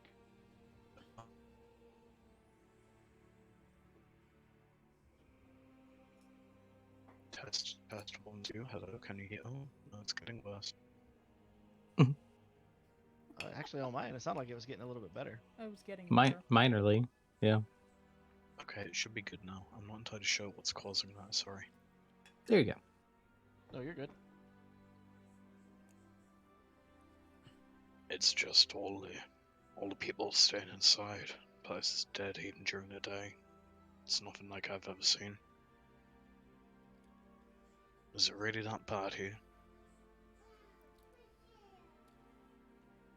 I wouldn't say it's bad. It's not good by any means. But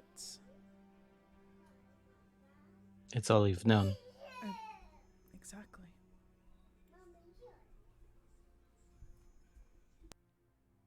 Given the chance, would you not rather leave it?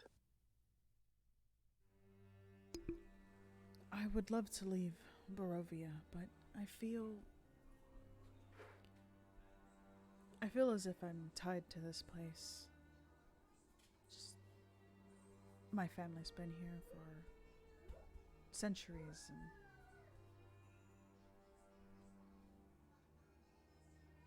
and with no other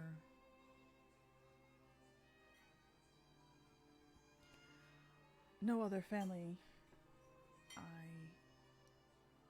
I'm sad to say I'm bound to this place.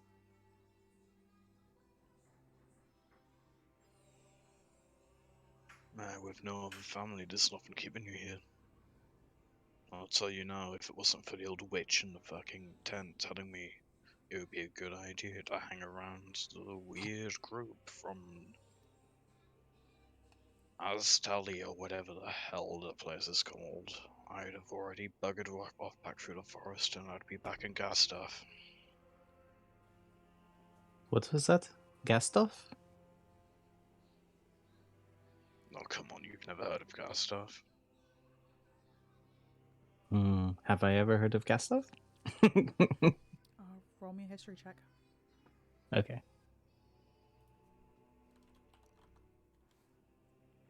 With my +1. That's an 8. No. I won't boost that. No, I can't say that I have. Definitely not someplace in not a place in Aes'Taldon that I've heard of. And Ismark shakes his head as well. Never heard of it. Then again, I've never heard of an Aes'Taldon either, so. That is fair. It is marginally better. Has its faults.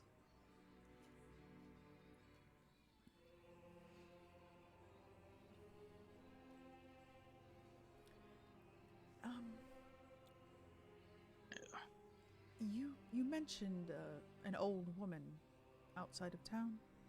Are you speaking of Madame Eva? Yeah, the wise woman claims she's not a witch. We all know she's a witch. Oh, yes. I don't want to tell you what to do, and obviously you are not obligated to take my advice. I don't think it'd be wise if you associated with her and her kind. They're not. The Vistani? Yes, they're not good people. How so?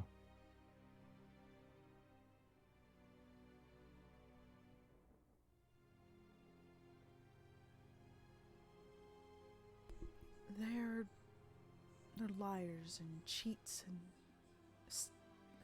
they'll rob you blind in broad daylight too.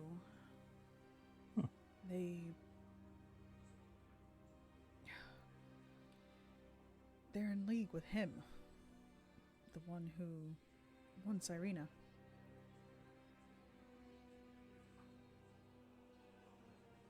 Do I feel like he's being honest about this? Or that he feels genuine about this? Roll insight. Gonna be wearing out that insight tonight. Oh! Yeah. Damn. You can tell he's being genuine. That is concerning. I mean, we didn't seem to have any issues when we were there, but possibly something to heed moving forward. Yes, as I said, none of you are under any obligation to listen to me. And just want to pass along that little warning, just in case. I've got a question for you. Yes. He takes a sip of his whiskey. That saint from the church. Was he real? Angel. As far as I'm aware, yes.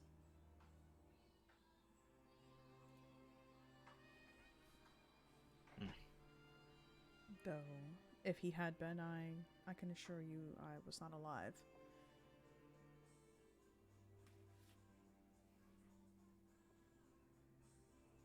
But then again, aren't all religious deities real at some point? Hmm.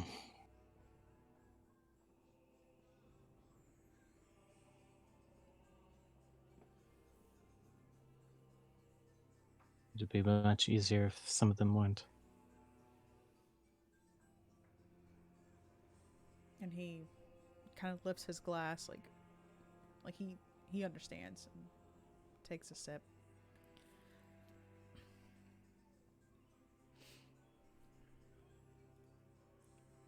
Those upstairs, what are you doing?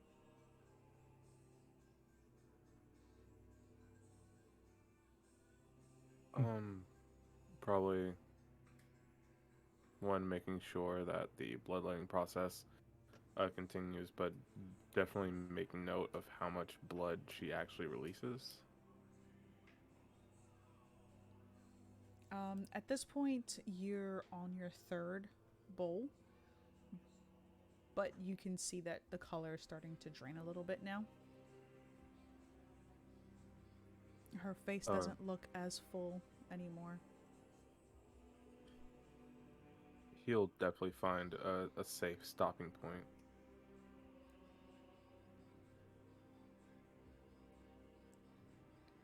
How do you feel? Much better. Thank you. Good. Admittedly, I've never had a patient who had such a high blood quantity, but glad to hear it helps. I've been told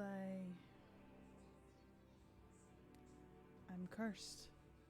Not entirely sure how true that is, but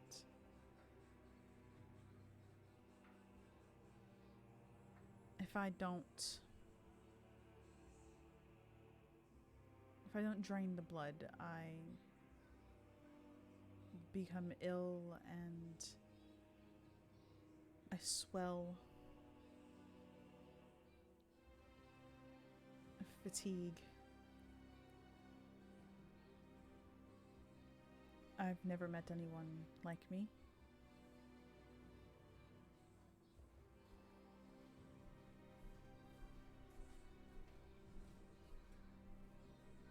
Well, in a lot of ways, many of us can be a bit cursed. But for what it's worth, while you are in our care, I will do my best to help with the process and see if I can find something to have a more permanent effect on helping with that. Thank you. Of course. And she lays down on the bed.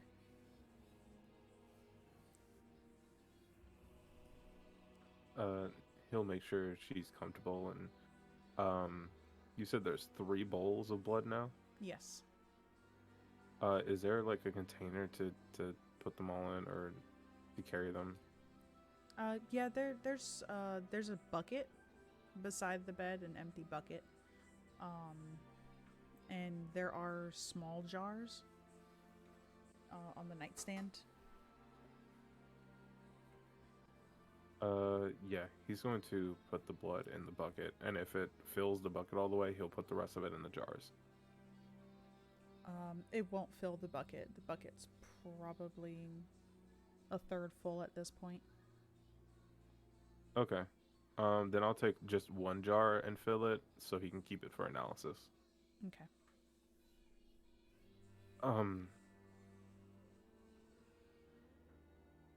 I don't know if it's the right thing to do to say, but just a word of warning. Um, I'm not sure if you have any connection to uh, William's friend, but he can be a bit of a sneaky one. So don't let him run circles around you. If he comes asking any kind of questions,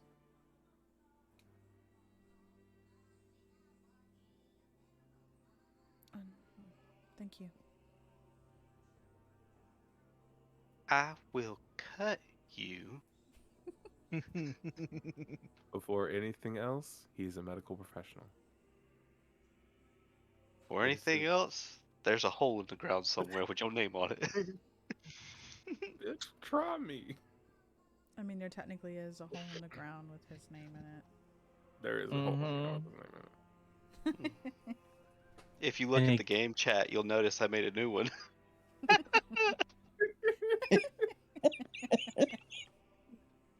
Piece of shit. There's also a fresh hole where Doru's body could be, but Yeah. Yeah. So, I This do is love my the hole. game. It was made for me. um, if the shoe fits. Arthos, you're able to kind of focus on the smell of decay around you Mhm. to kind of concentrate and steel yourself. It's a struggle, but you are managing to keep yourself together at this point. Okay. So the night kind of carries on. It's past sunset. You're not entirely sure what time. And you don't hear anything. And at this point, Ismark is probably about 2 or 3 glasses of whiskey in. And he stands up and, well, it seems that our wonderful Lord Strahd von Zerovich is not going to show his ugly face tonight. I think I'm going to take a rest. And he is kind of teetering out into the hallway. And as he starts to make his way up the stairs, you all hear howling. Oh. That makes him pause. Now seems like a good time to start casting Alarm. You'll start with the front door. Okay. Like, I think the order I'm gonna do it is front door, this side door, then the windows upstairs. Okay. Oh yeah, there's a door there. And that should take, I think it's a minute. Yes. Yeah, so that'll take 1, 2, 3, 4, 5, 6 minutes. So, after he walks out, Noman, you see Klaus get up and leave as well. Love and What- Lux are still sitting at the table. They're just watching you. As Klaus is leaving, he said that he wanted to take watch out loud the same time as Noman, or was that out of character? No, that was He said it out loud. in. Okay. Are we to take first watch, or do you have a preference? Entirely up to you, mate. I'm Hmm. just making myself feel a little bit more secure.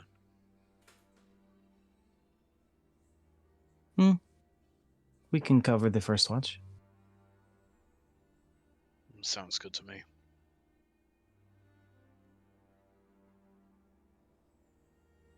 bedroom the children are in has no windows, so I'm not too worried about that. But, and this is Wilhelm as he's basically coming down the steps. These are windows, right? Yes, They're but those just are boarded covered. up. They're Yeah. boarded up and they're covered with dirt. I literally made Mhm. a moat all the way around the house. Get it. We would need someone downstairs just in case they somehow broke through, but I'd be more worried about them making their way up the rampart and getting in upstairs.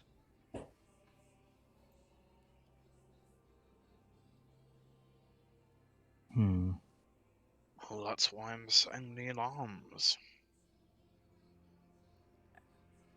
If anyone breaks through any of the windows upstairs, I'll know. Were you able to set one in the master bedroom?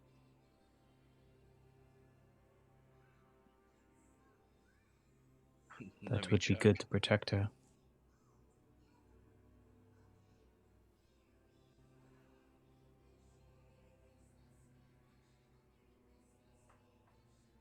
I'm afraid the answer to that one is no, Chief.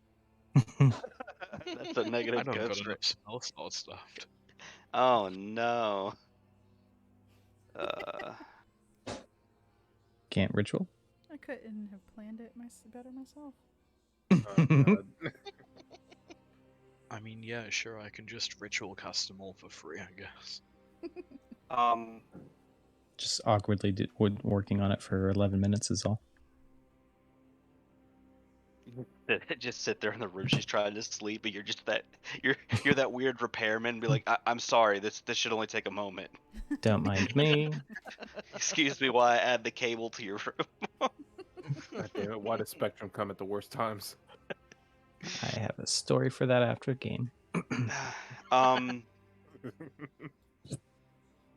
So who said they would take first watch?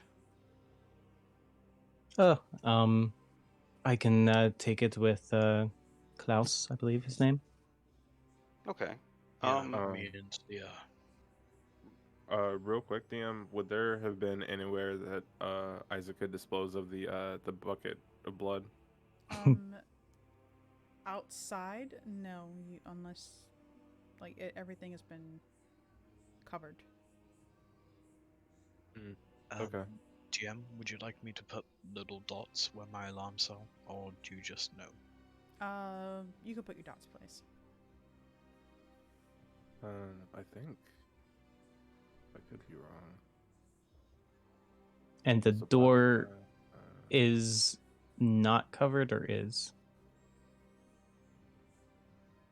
The front door? Yeah. That was the one I got the wood for to put the crossbar, Mhm. and we also pushed the desks and things against it. The way But I'm looking at the outside, layout it's of... not covered with a moat. No, No. no. Right.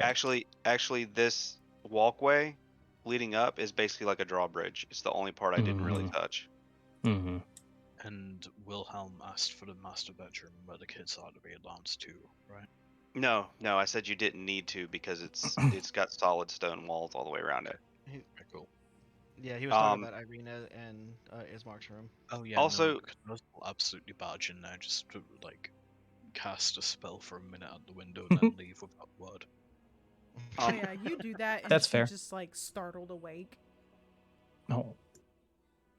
You do that, like you cast a spell, and she watches you.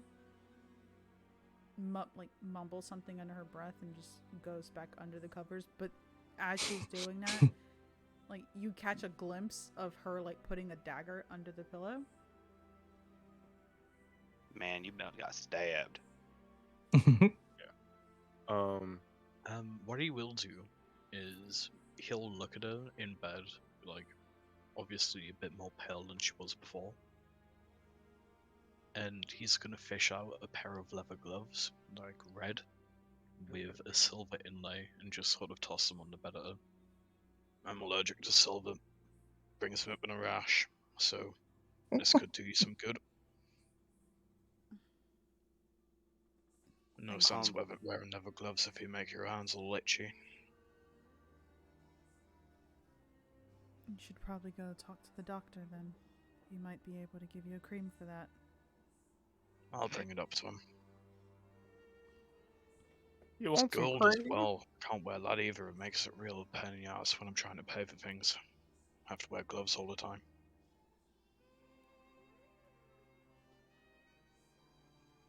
Yeah, you get some sleep now. And he'll walk out.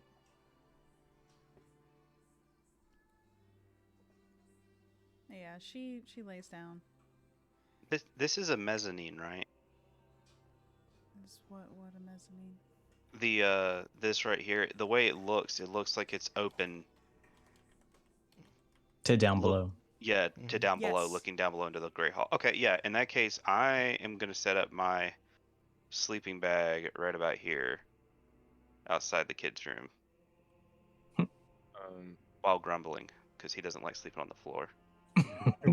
Either would have definitely I went mean, back there to are the. 2 beds.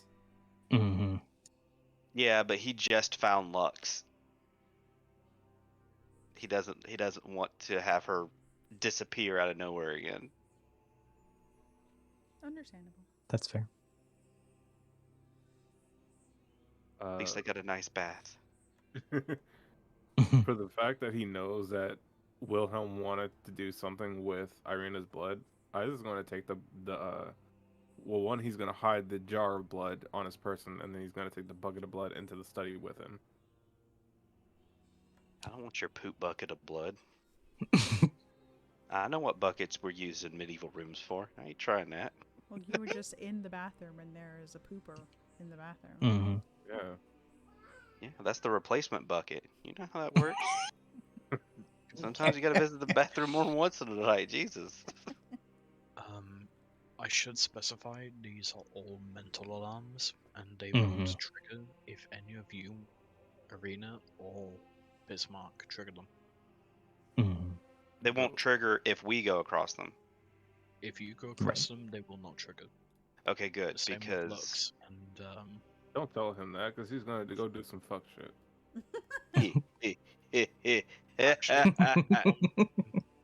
the one in the bedroom with Arena, that is not linked to Arena, so if she opens it, it'll go off. That's smart. I didn't think about that. The hallway one. All that dagger, Klaus knows that Strad has some bullshit where he can control people from the vampire thrall, and he knows that he is trying to get Arena. So Did you do the other 2 in the back in the study which other and two? from upstairs? Yeah, yes. Okay. Did you put the red marks on them? No, I put pink marks on them. I mean, it's cool. I'm probably colorblind. It's all good. No, I had to make them bigger because they were like super tiny. Yeah, they were small. Sorry. But yeah, Either size. he'll spend like 6 minutes just going around the house setting Just alarms about. on things. Okay. And then when it'll be perched in the main foyer area once everything is getting situated. I'll just be standing put, sitting put there. Probably just pull up a chair.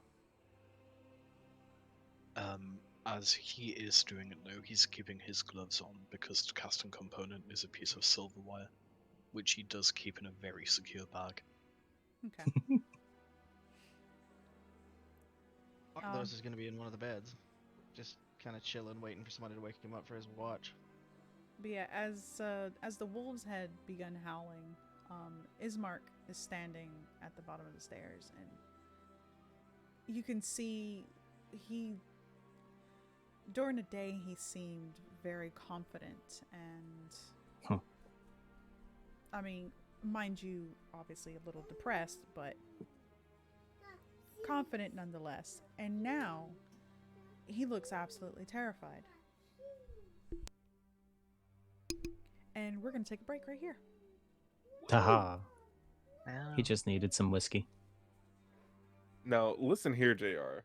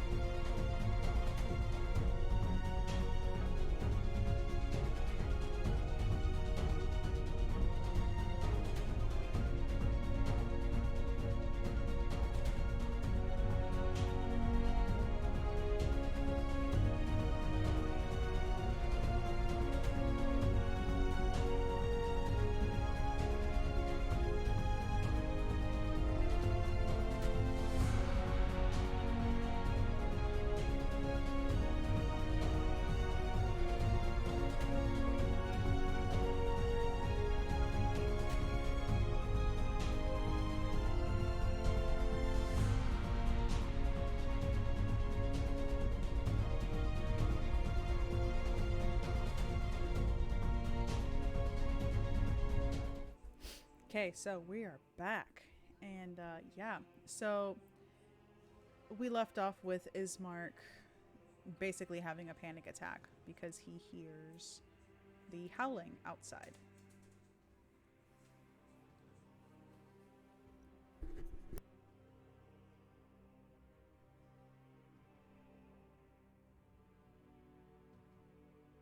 Is he the only one who hears the howling outside? Just in his head. No, I would assume the rest of us could hear it. I don't think any of us, any of yous are asleep yet. No, I had mentioned that all of you heard howling outside. Right. too. Mm-hmm. Oh, okay. Hmm.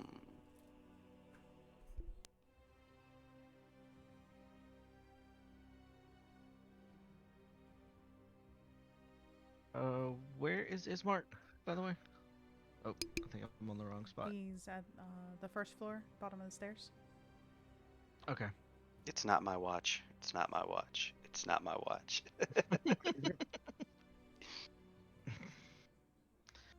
Fuck it. Arthos will stick his head out the door and just kind of wait a few moments. Kind of watch Ismark, see if anything's gonna happen, and if not, he'll go lay down.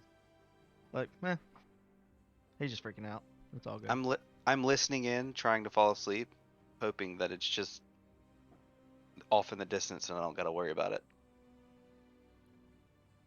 Before people are falling asleep, Newman would have been asking who's going to want to cover. What, the second shift? Who's going to cover the next? The next shift. mean, I Arthos can cover can. the next shift. Oh, Yeah, he'll cover the next shift. Isaac can take the last one. okay. But yeah, so Ismark hears the howling. He almost flies into a panic. And then he looks at everybody and you need to pray. Pray that they don't come in. Pray that we have another peaceful night. I don't think that we'll make it through the night. And he runs upstairs. And you hear him slam the door behind him as he goes into the room with Irina.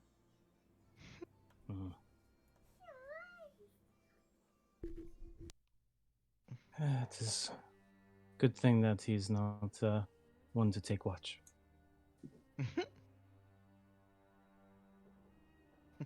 Pray. Right. Yes, because prayer will save us. Sorry about that. My internet went down. But I'm back. I was about to say, but hey, you're back. Welcome back.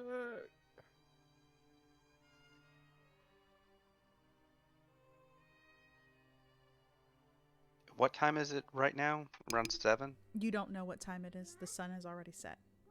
Okay. Well, It is nighttime.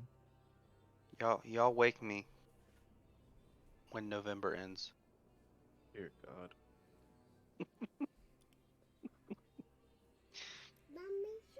Perhaps a bit before. Y'all wake me when it's time for my shift. So, throughout the night, you all hear howling.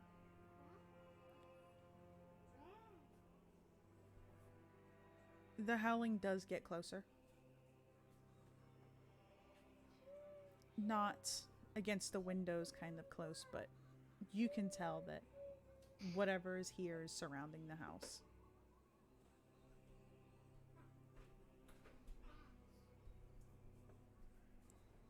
And this persists for the first shift. Nothing happens.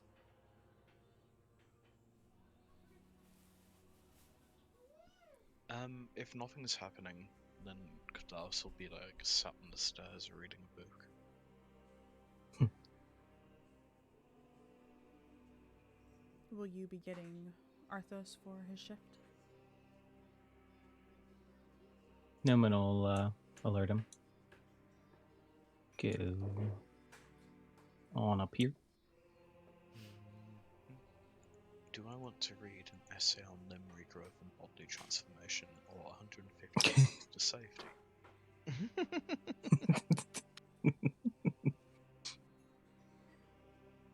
Arthas, it is time for shift.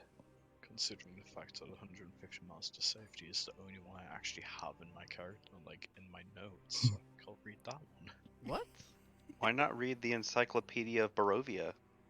I don't have that book. Hey. It's available for checkout. Oh, those ones say anything. He'll just get up, just kind of, yep, Oh. and go downstairs. Okay.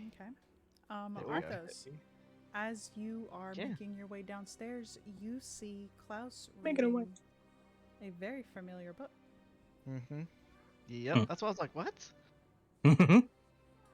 But you gotta kind of look at him funny.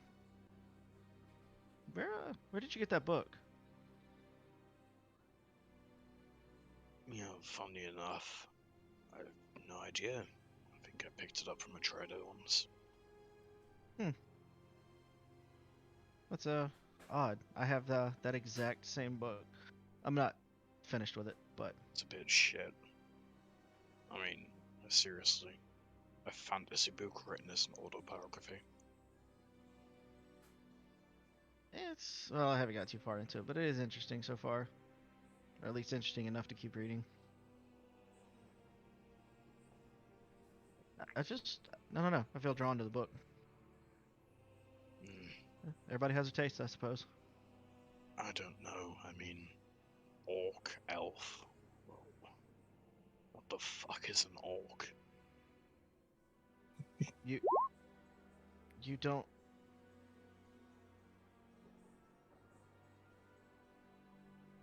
Where you come from, you don't have anything like orcs or goblins or hobgoblins, anything of the sort. I really don't know what you're talking about.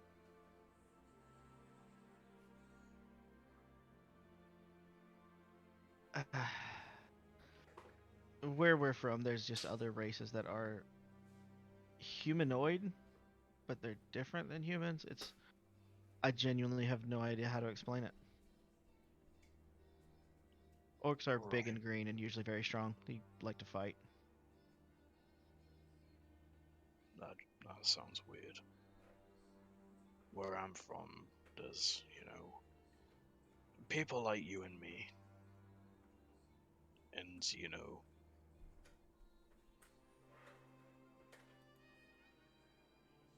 people like you and me. Mm. But no elves or orcs or anything like that. Interesting. Where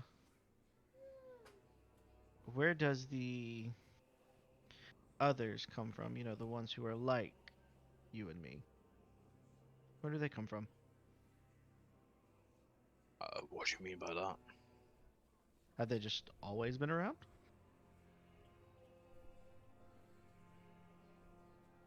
Rightfully, I haven't got a clue. I'd assume so. Fair enough.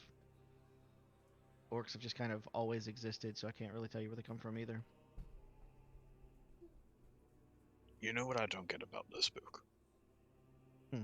It's the first chapter, and already he's changed his name from Raz Romal to Oz Mallet. Why would you do that? That just confuses the reader. Seriously, whoever wrote this is a hack.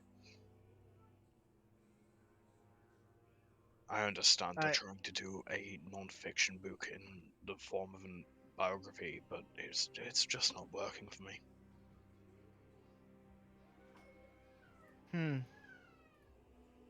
Yeah, maybe I should go get mine. I haven't had a chance to sit down and really read, and it looks like it's been an exciting night, so I figured I'd have a few moments to at least get into it. He's gonna Oh, walk they're upstairs and starting a get book his. club. He's gonna walk upstairs and get his. Okay.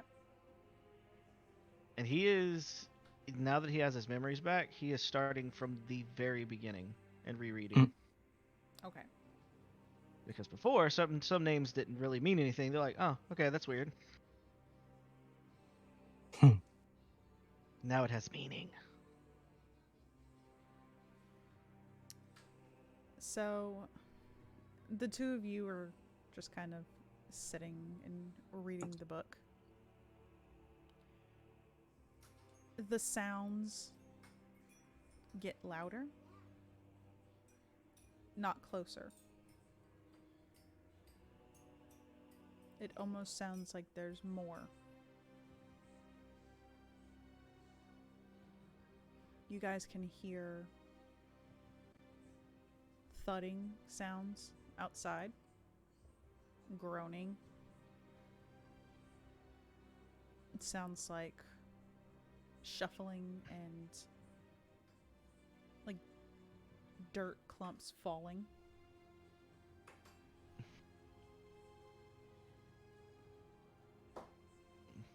Just gonna kind of like tab my book and close it and look at Klaus. Well, I guess I had to say something, didn't I? You fucking jinxed it. Yep, Well, I'll take the fall None for of the that one. alarms have went off yet, so That's good. Did you do anything on the lower floors? both the doors.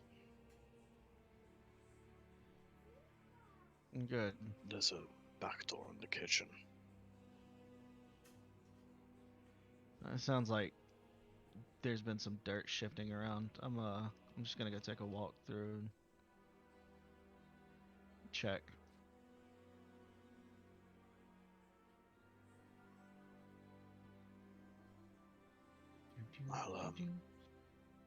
I'll peek upstairs, take a look through the windows, see if I see anything. Or those are like walking through the doors. He's just gonna kind of like look back, nod at him, and just keep going to the kitchen. Is the door secure? Oh, go ahead. I'm gonna go ahead and cast a spell. Mm-hmm. I'm gonna. So, like, as Klaus is walking upstairs, the kind of like hazelish hue of his eyes takes a almost amber coloration, much like the picture, like the image of his token. I'll go ahead and cast Dark Vision. Mhm.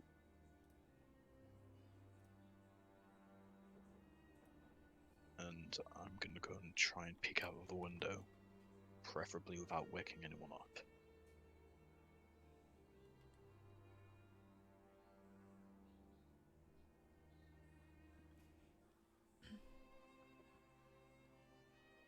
You're gonna go into Irina's room.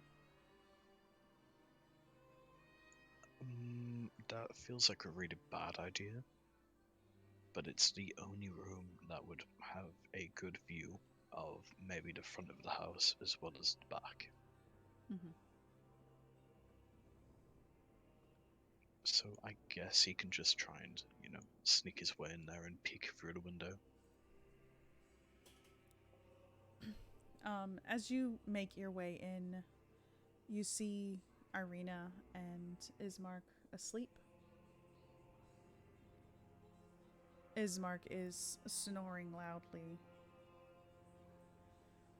You peek through the window, and as you're peeking, you see a werewolf climbing up the side of the dirt and sliding back down. He'll stare down at this, just tilt his head slightly, watching the werewolf try and fail to climb up the dirt.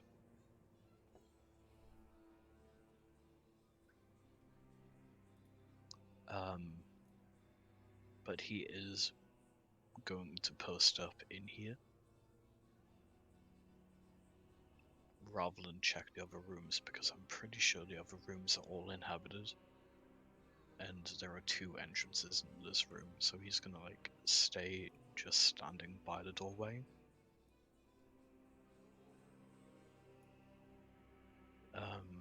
he is going to rack his crossbow with a bolt, just in case. Okay. Does everything look like it's good and normal downstairs? Nobody's coming in anywhere? You don't see or hear anybody on that side. Okay. Cool. And he's gonna take a tour through the whole first floor, because there's no bedrooms down here, and it's really easy to do. Yeah. So you're just kind of wandering downstairs. You don't see anything. The dirt is piled high up against the windows. Mm-hmm. So you know that there's no way that, unless they were to go through the dirt itself, that they can get through. Okay. As you're making your way out of that main room, you do hear something scratching against the wood on the windows. From where? This window here? Mm-hmm.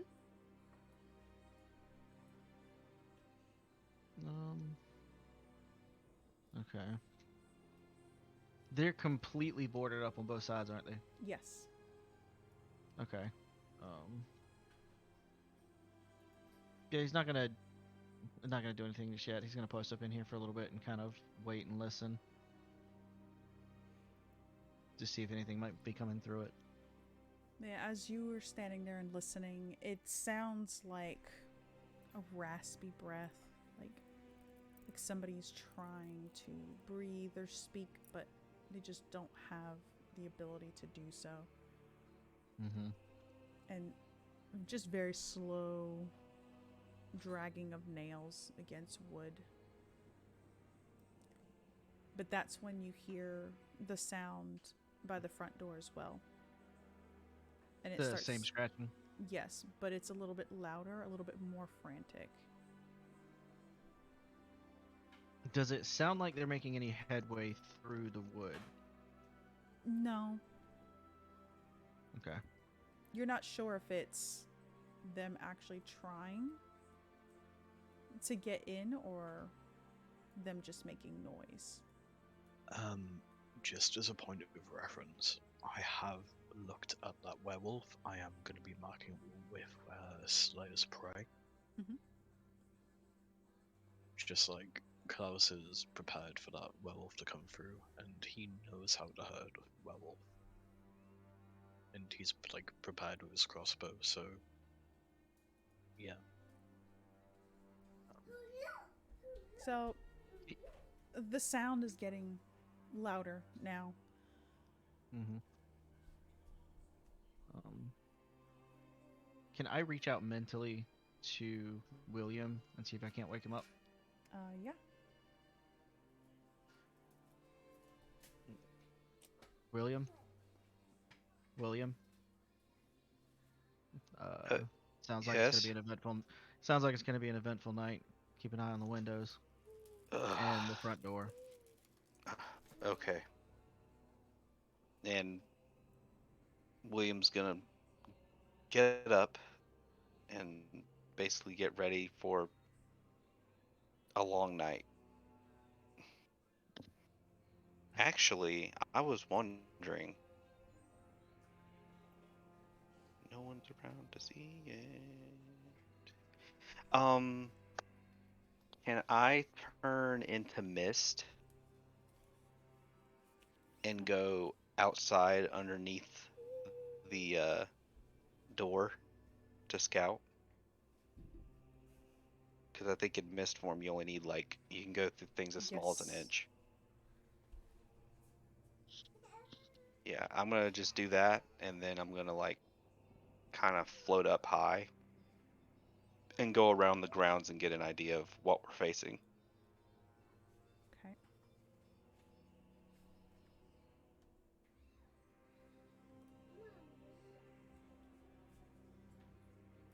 Just as a point of interest, can I see the moon from the window where I'm standing?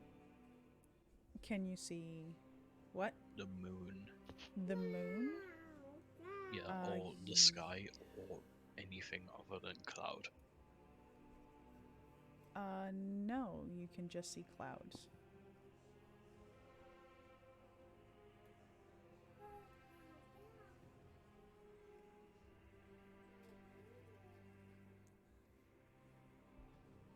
Cool and good.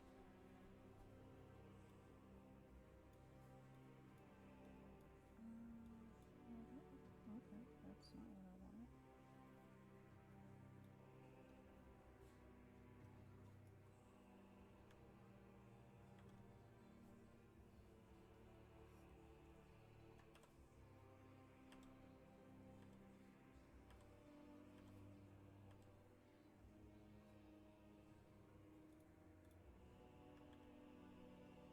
Okay, I guess that's what we're doing. That's fine. No, this being fucky. The usual. The usual.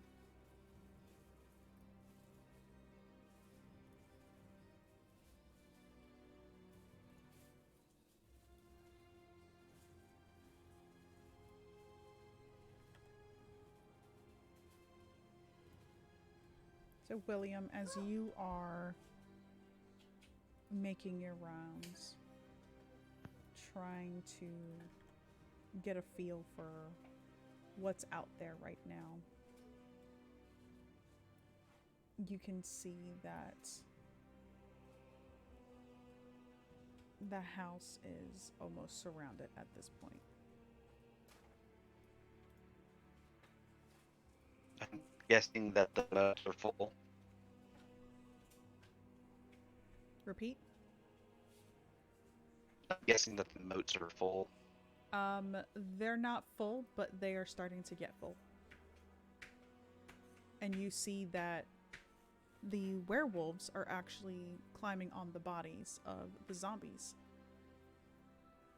to get to the walls.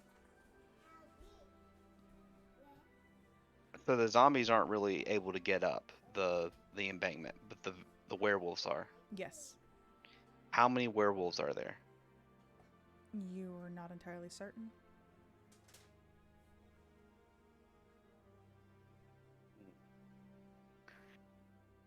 You can I see just that realized. there are a lot, and if you look at the map, there you should be able to see. Jesus Christ. I am going to go ahead and tell Arthos we are surrounded. And to make sure everyone is up and aware, the zombies have completely filled the moat that I made around the home. And the werewolves are trying to use them to get up to the second floor. As soon as he starts talking, he's gonna start moving to go upstairs where everybody else is, and when he finishes, just got it. And with He's that, gonna go I'm knocking on going. some doors. What's the situation of the roof of that? Well, actually, it wouldn't matter because I have spider climb. I'm just gonna basically go from mist and land on the roof Okay. and turn into an Eldritch Blast submachine gun, I guess. Yeah, I'm gonna just try to scare them off by basically making them suffer. I'm aiming just for the werewolves, though. Okay. I'm just gonna go knocking. I'm not gonna. I know there's no windows in here, so I'm not gonna knock on this door. But definitely this one, this one, and the only thing I'm just gonna do is I'm just gonna knock on the door a few times loudly and just kind of lean my head in.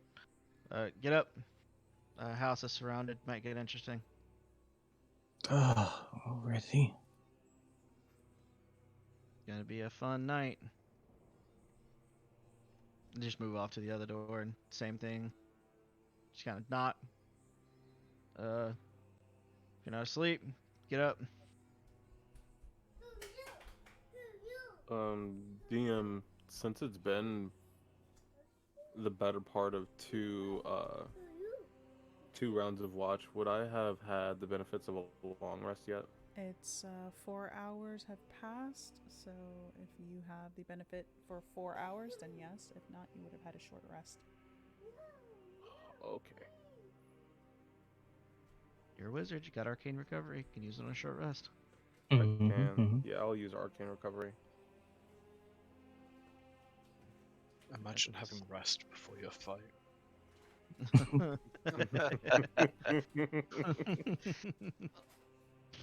Klaus drinks more of his protein shake. Ugh. You pray that the inside will keep her awake. Once I know Eyes is up and moving, do I see Klaus standing in the doorway, or is he actually inside the room? Oh yeah, no, he's in the doorway, and he has his Okay. burned out. He has his crossbow basically pointed at the two in the bed. Mm-hmm. Mm. I'm just gonna walk over to him, and fairly sure you're aware, but house is surrounded. Shh, they're sleeping. Just so everyone knows, Wilhelm, it looks like he's downstairs, but I'm actually on the roof. I just thought that's the best place to put me. Yeah, you say that, and you just hear, I'm not asleep. My brother, on the other hand. Obviously. Clearly.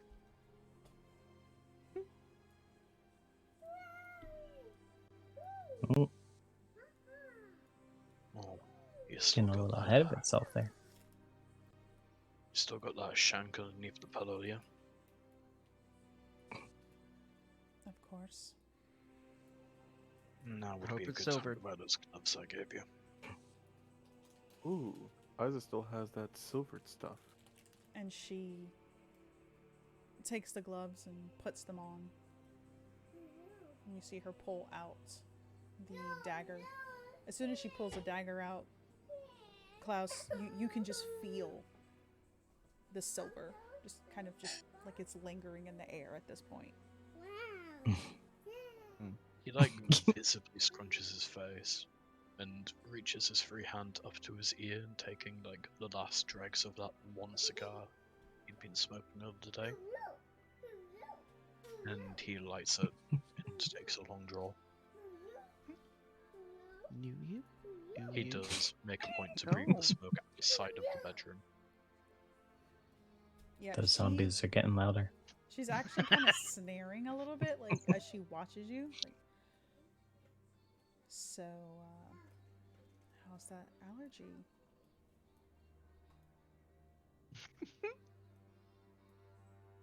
Damn. Busted. Got him.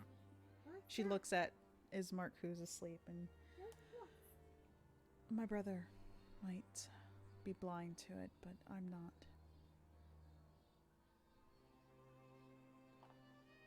I'm not going to judge you or fault you for what you are.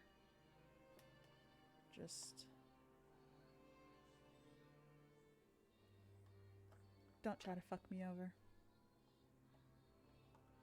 It won't end well for either of us.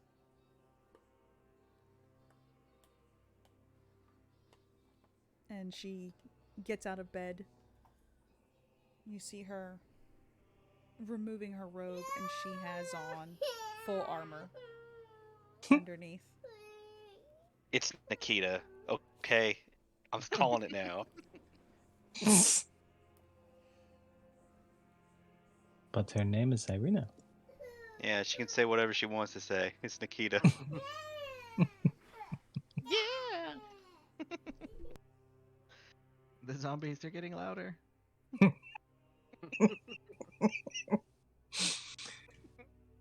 There's there's no roof access or anything. It's all just like a gabled roof kind of Yes. setup. Okay. If it wasn't for my vampy abilities, Mm-hmm. I wouldn't be able to do what I did. Speaking of which, while I'm out here, and firing away, is there any place where in my purview where it looks like they might be breaking through? No, it doesn't look like it. It looks like they're not really, from what you can see, they're not really trying to get in. They're just making noise. Hmm. Like even the one that Klaus is looking at, he does make his way up to the window, but he doesn't go through it. He just It just keeps making noise. So he makes it up to the window, but he doesn't go through the wall. Yes. Okay.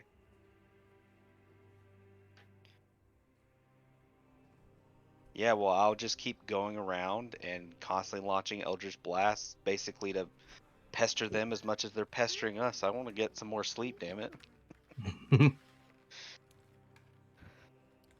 But eventually, you see that the moat has almost completely filled up with undead. The werewolves are kind of surrounding the house now. And they all let out a howl in unison. Klaus, I need you to roll me a wisdom save, please. Do this for you. Shit. Let's see how this goes. Right? Yes, exactly what I wanted. Oh boy. You got some luck points, homie. Or you could humor us and Would let you us like see to the use aftermath. points or no? I'm gonna let this one ride out. Okay. He's gonna say 9. They all howl in unison, and you can feel just down in your core that pack mentality. You feel like almost like you have to be out there with them. It's almost as if they're calling to you, as if they're asking you to do something. And that's when you feel it. It's just a flash in your head of Irina.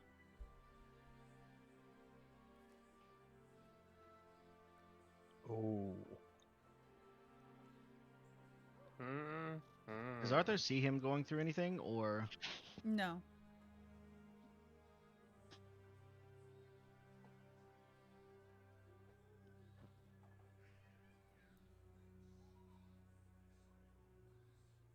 What kind of feeling is this towards Irina right now? Is it describable? Is it tangible? Does Klaus feel like he wants to attack her, disable her, take her to them? Anything like that? I feel like you want to take her to them.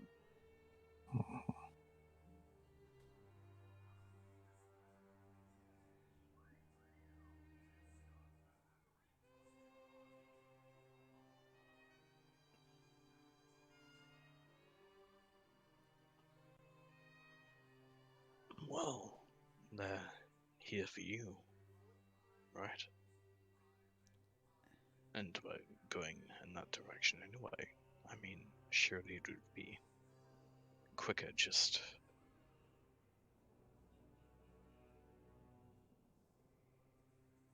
Just to what?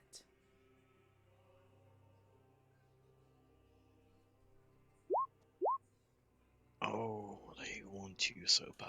I don't get it, but they are so focused on you. how do you know that? He, pauses for a moment and turns to look at Arthas.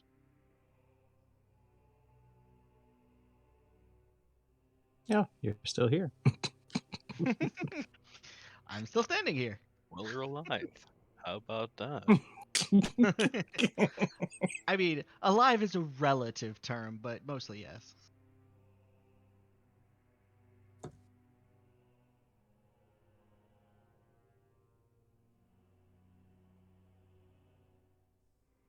Listen, all I'm saying is it might not be such a bad idea just to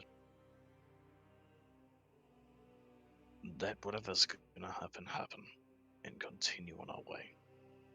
Just toss her to the wolves. Yeah, Pun intended. I mean, why not? Right?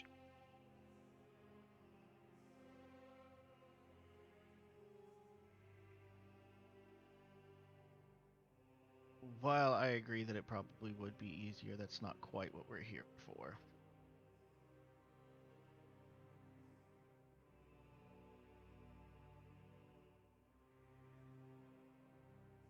Besides, they were kind enough to at least let us stay in their home.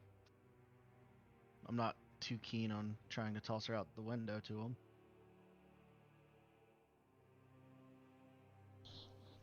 And Irina just kind of grabbing that dagger a little bit tighter now.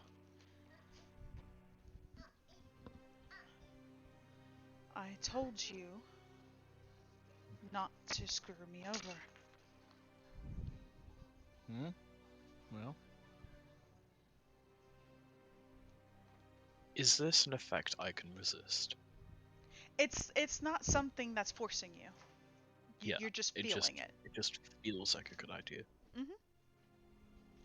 Like you have complete control over your actions. Listen, I'm not saying we should. I'm just saying it feels like a really good idea. And it's probably not. But it feels like a really good idea.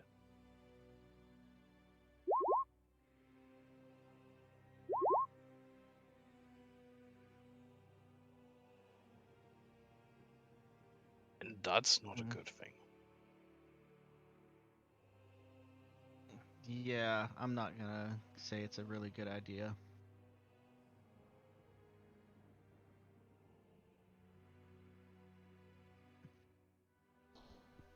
And it's then that you hear from the bed Ismark kind of waking up and mumbling. It's the call from Lord Strahd. His children.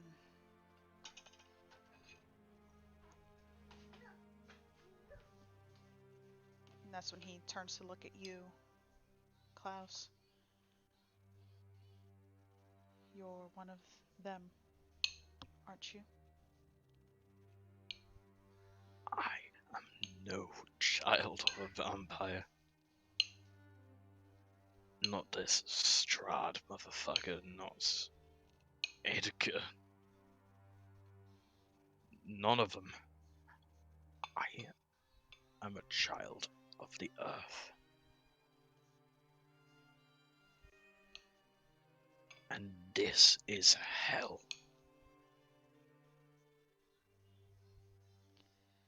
And Irina, looks at you and shakes her head. This is not hell. This is Barovia.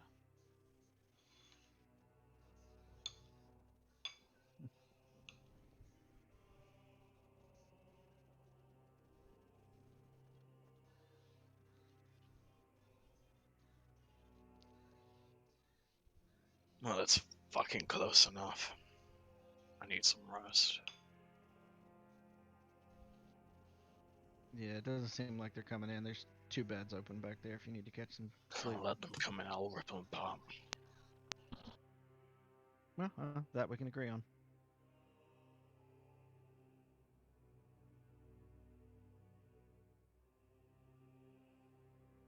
Yeah, he's gonna, like, clutch his crossbow and leave to one of the rooms and at least try and sleep, but I doubt it's gonna happen. Okay. So, Klaus, you head to bed. And the howling continues. Wilhelm, you're on the roof picking them off one by one. They are going down. They're not coming back up. You do hit a few zombies that just happen to make their way into the line of fire. They do stand up. some of them. But again, it's nothing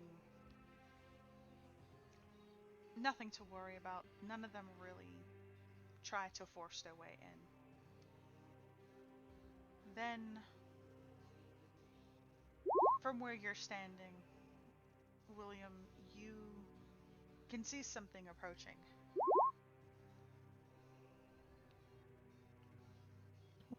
And it's making Uh-oh. its way down. You can see that it's a black carriage. It has 2 black Clydesdales.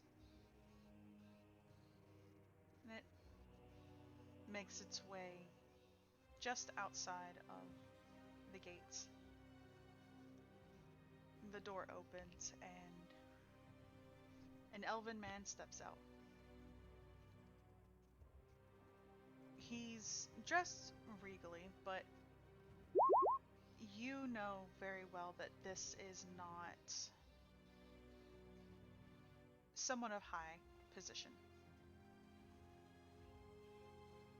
He, for the most part, you would assume to be a butler of some sort. He makes his way over, just walking through this horde, and he stops. Do they just part for him? Yes. Ooh. And he stops just at your moat, looks at it, kind of sneers a little, and then he looks up and makes eye contact with you. I have a message for the party that has arrived into my Oh. lord's land. And as he's speaking, you can see the zombies and the werewolves making their way out, and they're disappearing. They're heading off into the woods. Do they take their dead with them? No. Damn. Straight up abandoned them. Okay. What's the message? And he holds out a letter. Wilhelm is going to mist his way back down to the ground floor and appear right in front of him and hold his hand out for the letter. And he hands you the letter. My Lord Strahd has requested you and yours to attend a dinner at his home. This is an invitation. A formal Huh. one.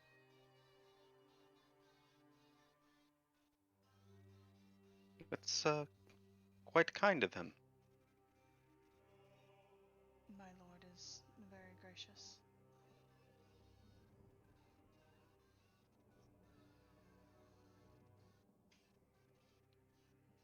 Shall I give a response? I'm gonna open the invitation. When is the invitation for? The invitation doesn't have a date. It's just for whenever you wish to attend. We have an engagement currently, but I'm quite sure that we could visit him shortly. Would a week from now be fine? I shall notify him that you will arrive in a week's time. All right. Thank you. Thank you very much. And he kind of nods. He doesn't bow, almost as if bowing to you is beneath him. And he turns and makes his way back to the carriage. And it rides off.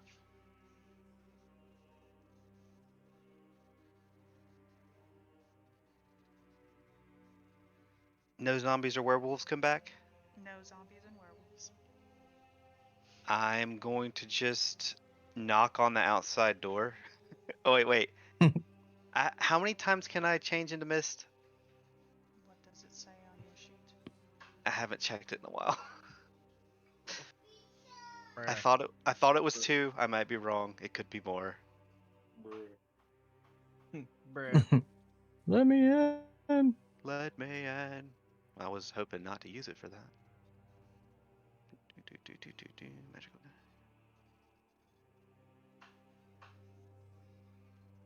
While I try to read my stuff, you could go ahead and do whatever else needs to be done.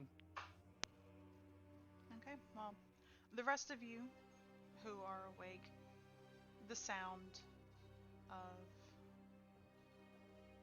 creatures groaning and howling disappears. Klaus, that feeling begins to fade. And it kind of leaves you with a sense of loneliness, reminding you of the pack that you are currently in search of. Yeah, as soon as that feeling goes, he's just gonna like try his best to at least get some rest. Because unlike half of the party, he actually needs to sleep. It's 2 times per short rest, so yeah, I am gonna be knocking on the door. Knock, knock, knocking on heaven's door. Wait, Um, on which door? the front door. Is it? Because it was locked. You guys barricaded it.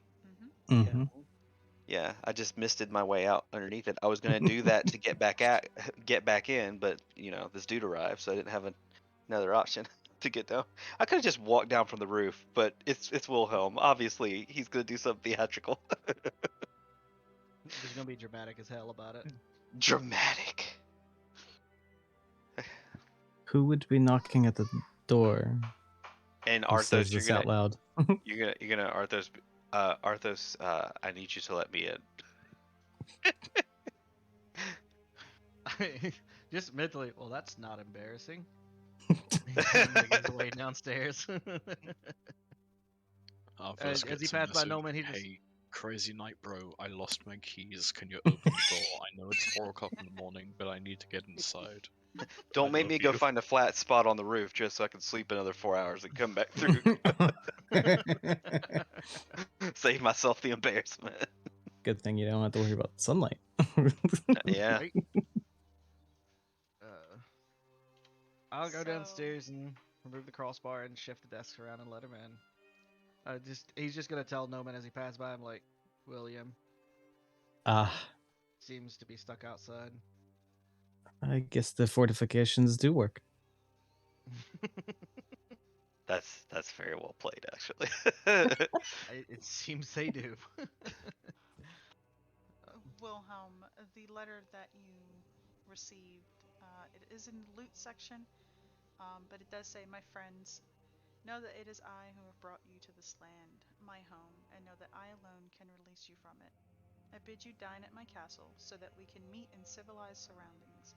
Your passage here will be a safe one. I await your arrival. Your host, Strahd von Sorovich." And we know he's someone of nobility, so if he's written it down, is that a thing? I don't know. Mhm. Is that a thing in Aes'Taldon? If the nobility say something, if they give a promise of safety, Yes. That they They had to uphold it. yeah. Wait. Okay, yeah. Then I read it over.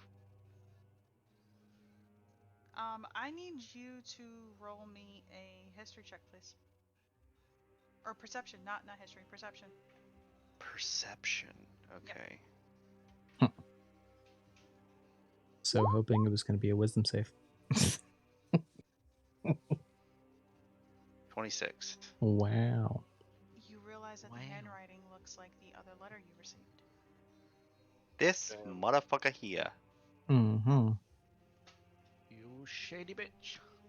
You shady brat.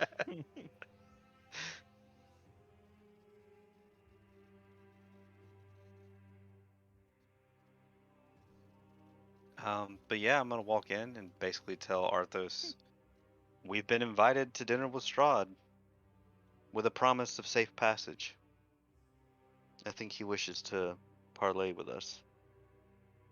Wishes to say. Oh, how exciting! Are you saying this out loud to everybody? I'm saying it to Arthos right now. I think the rest of you are probably asleep. I was gonna bother you with it in the morning.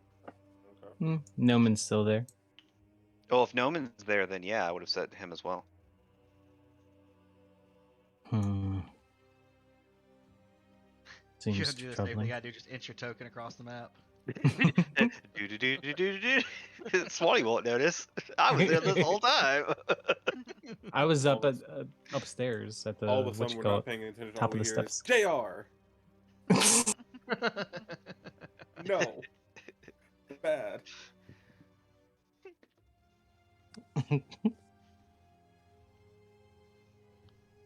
But yes,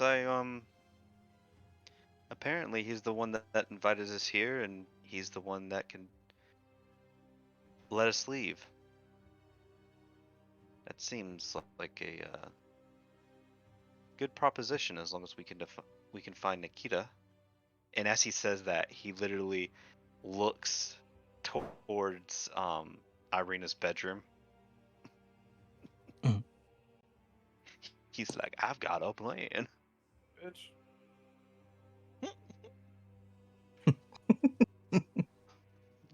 He just hears that faintly in the back of his mind. Isa's voice, bitch. Bitch.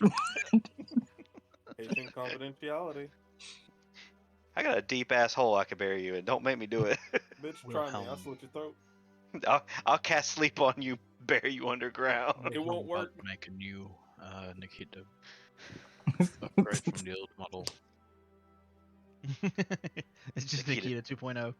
Nikita 2.0. So the rest of the evening goes by without any issues. Irina does eventually fall back asleep, but she doesn't sleep in the bed. She sleeps in a chair with the dagger just held. It's visible. Everybody can see it. Any little sound, she jerks awake, looks around, and closes her eyes.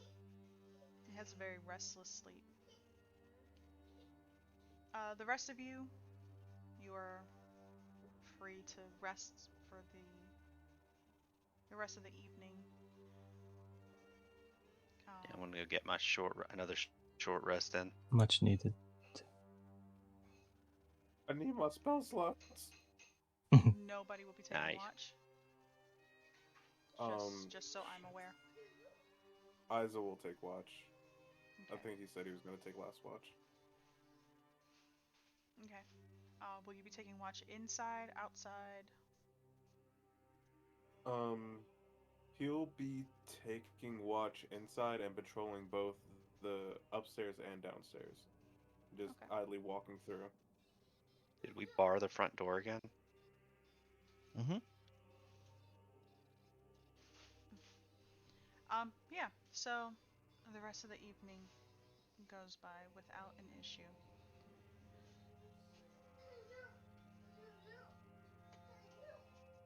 From as you are making your rounds, Isa.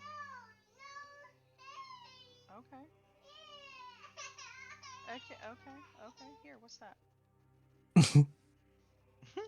So, as you are, 1 second.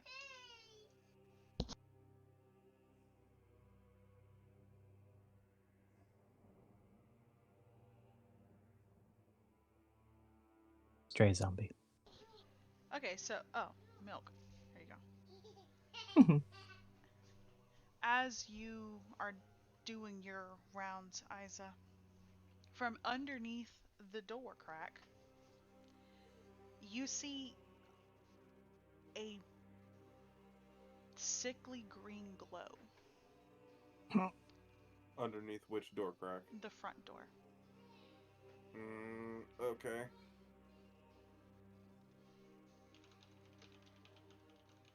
Bad juju.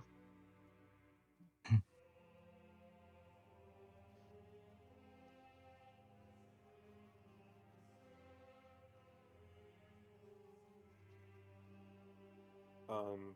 Mm. Oh, I can use my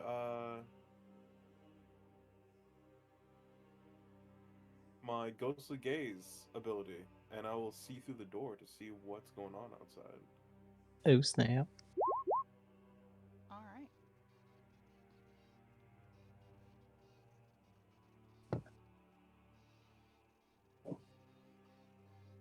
So you gaze out and you don't see anything.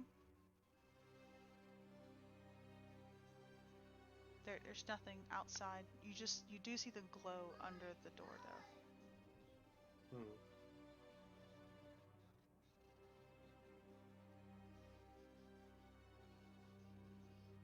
And we know Wilhelm like got back inside through the front door, right? Yes.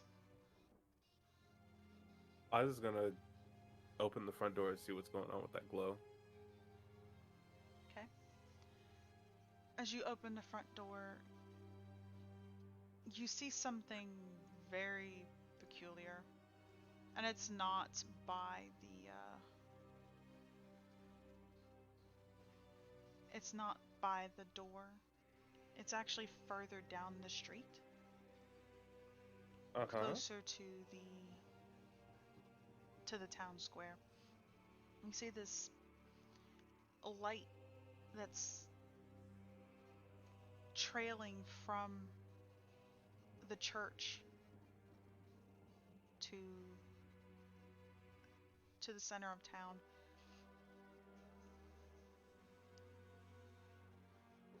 And then it's turning and heading out of town.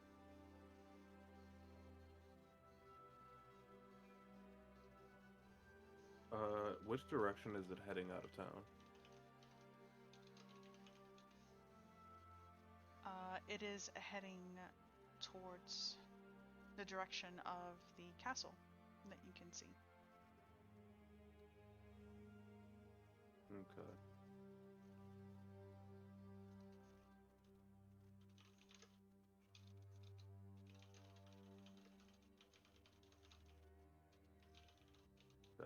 That's definitely peculiar.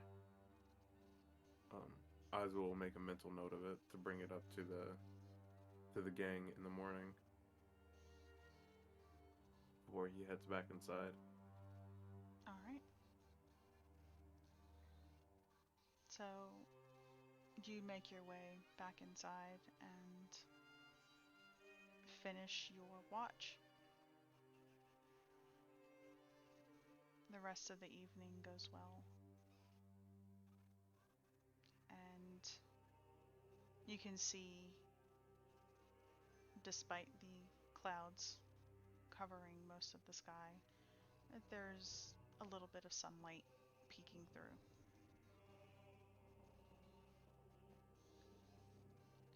And that is where we're going to call it. Ho ho ho. Woo! Alright, so thank you to everybody who tuned in. It is greatly appreciated.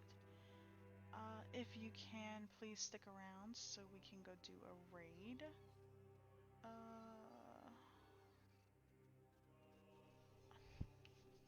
Who are we gonna raid? We're gonna raid...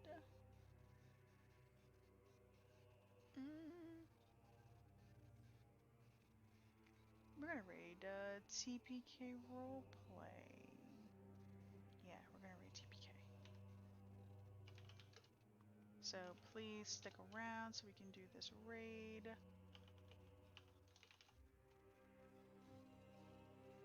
Yeah, okay. And yeah, you can catch us next Wednesday, 7:15 p.m. Eastern Standard Time for the continuation of Curse of Aes'Taldon. Bye!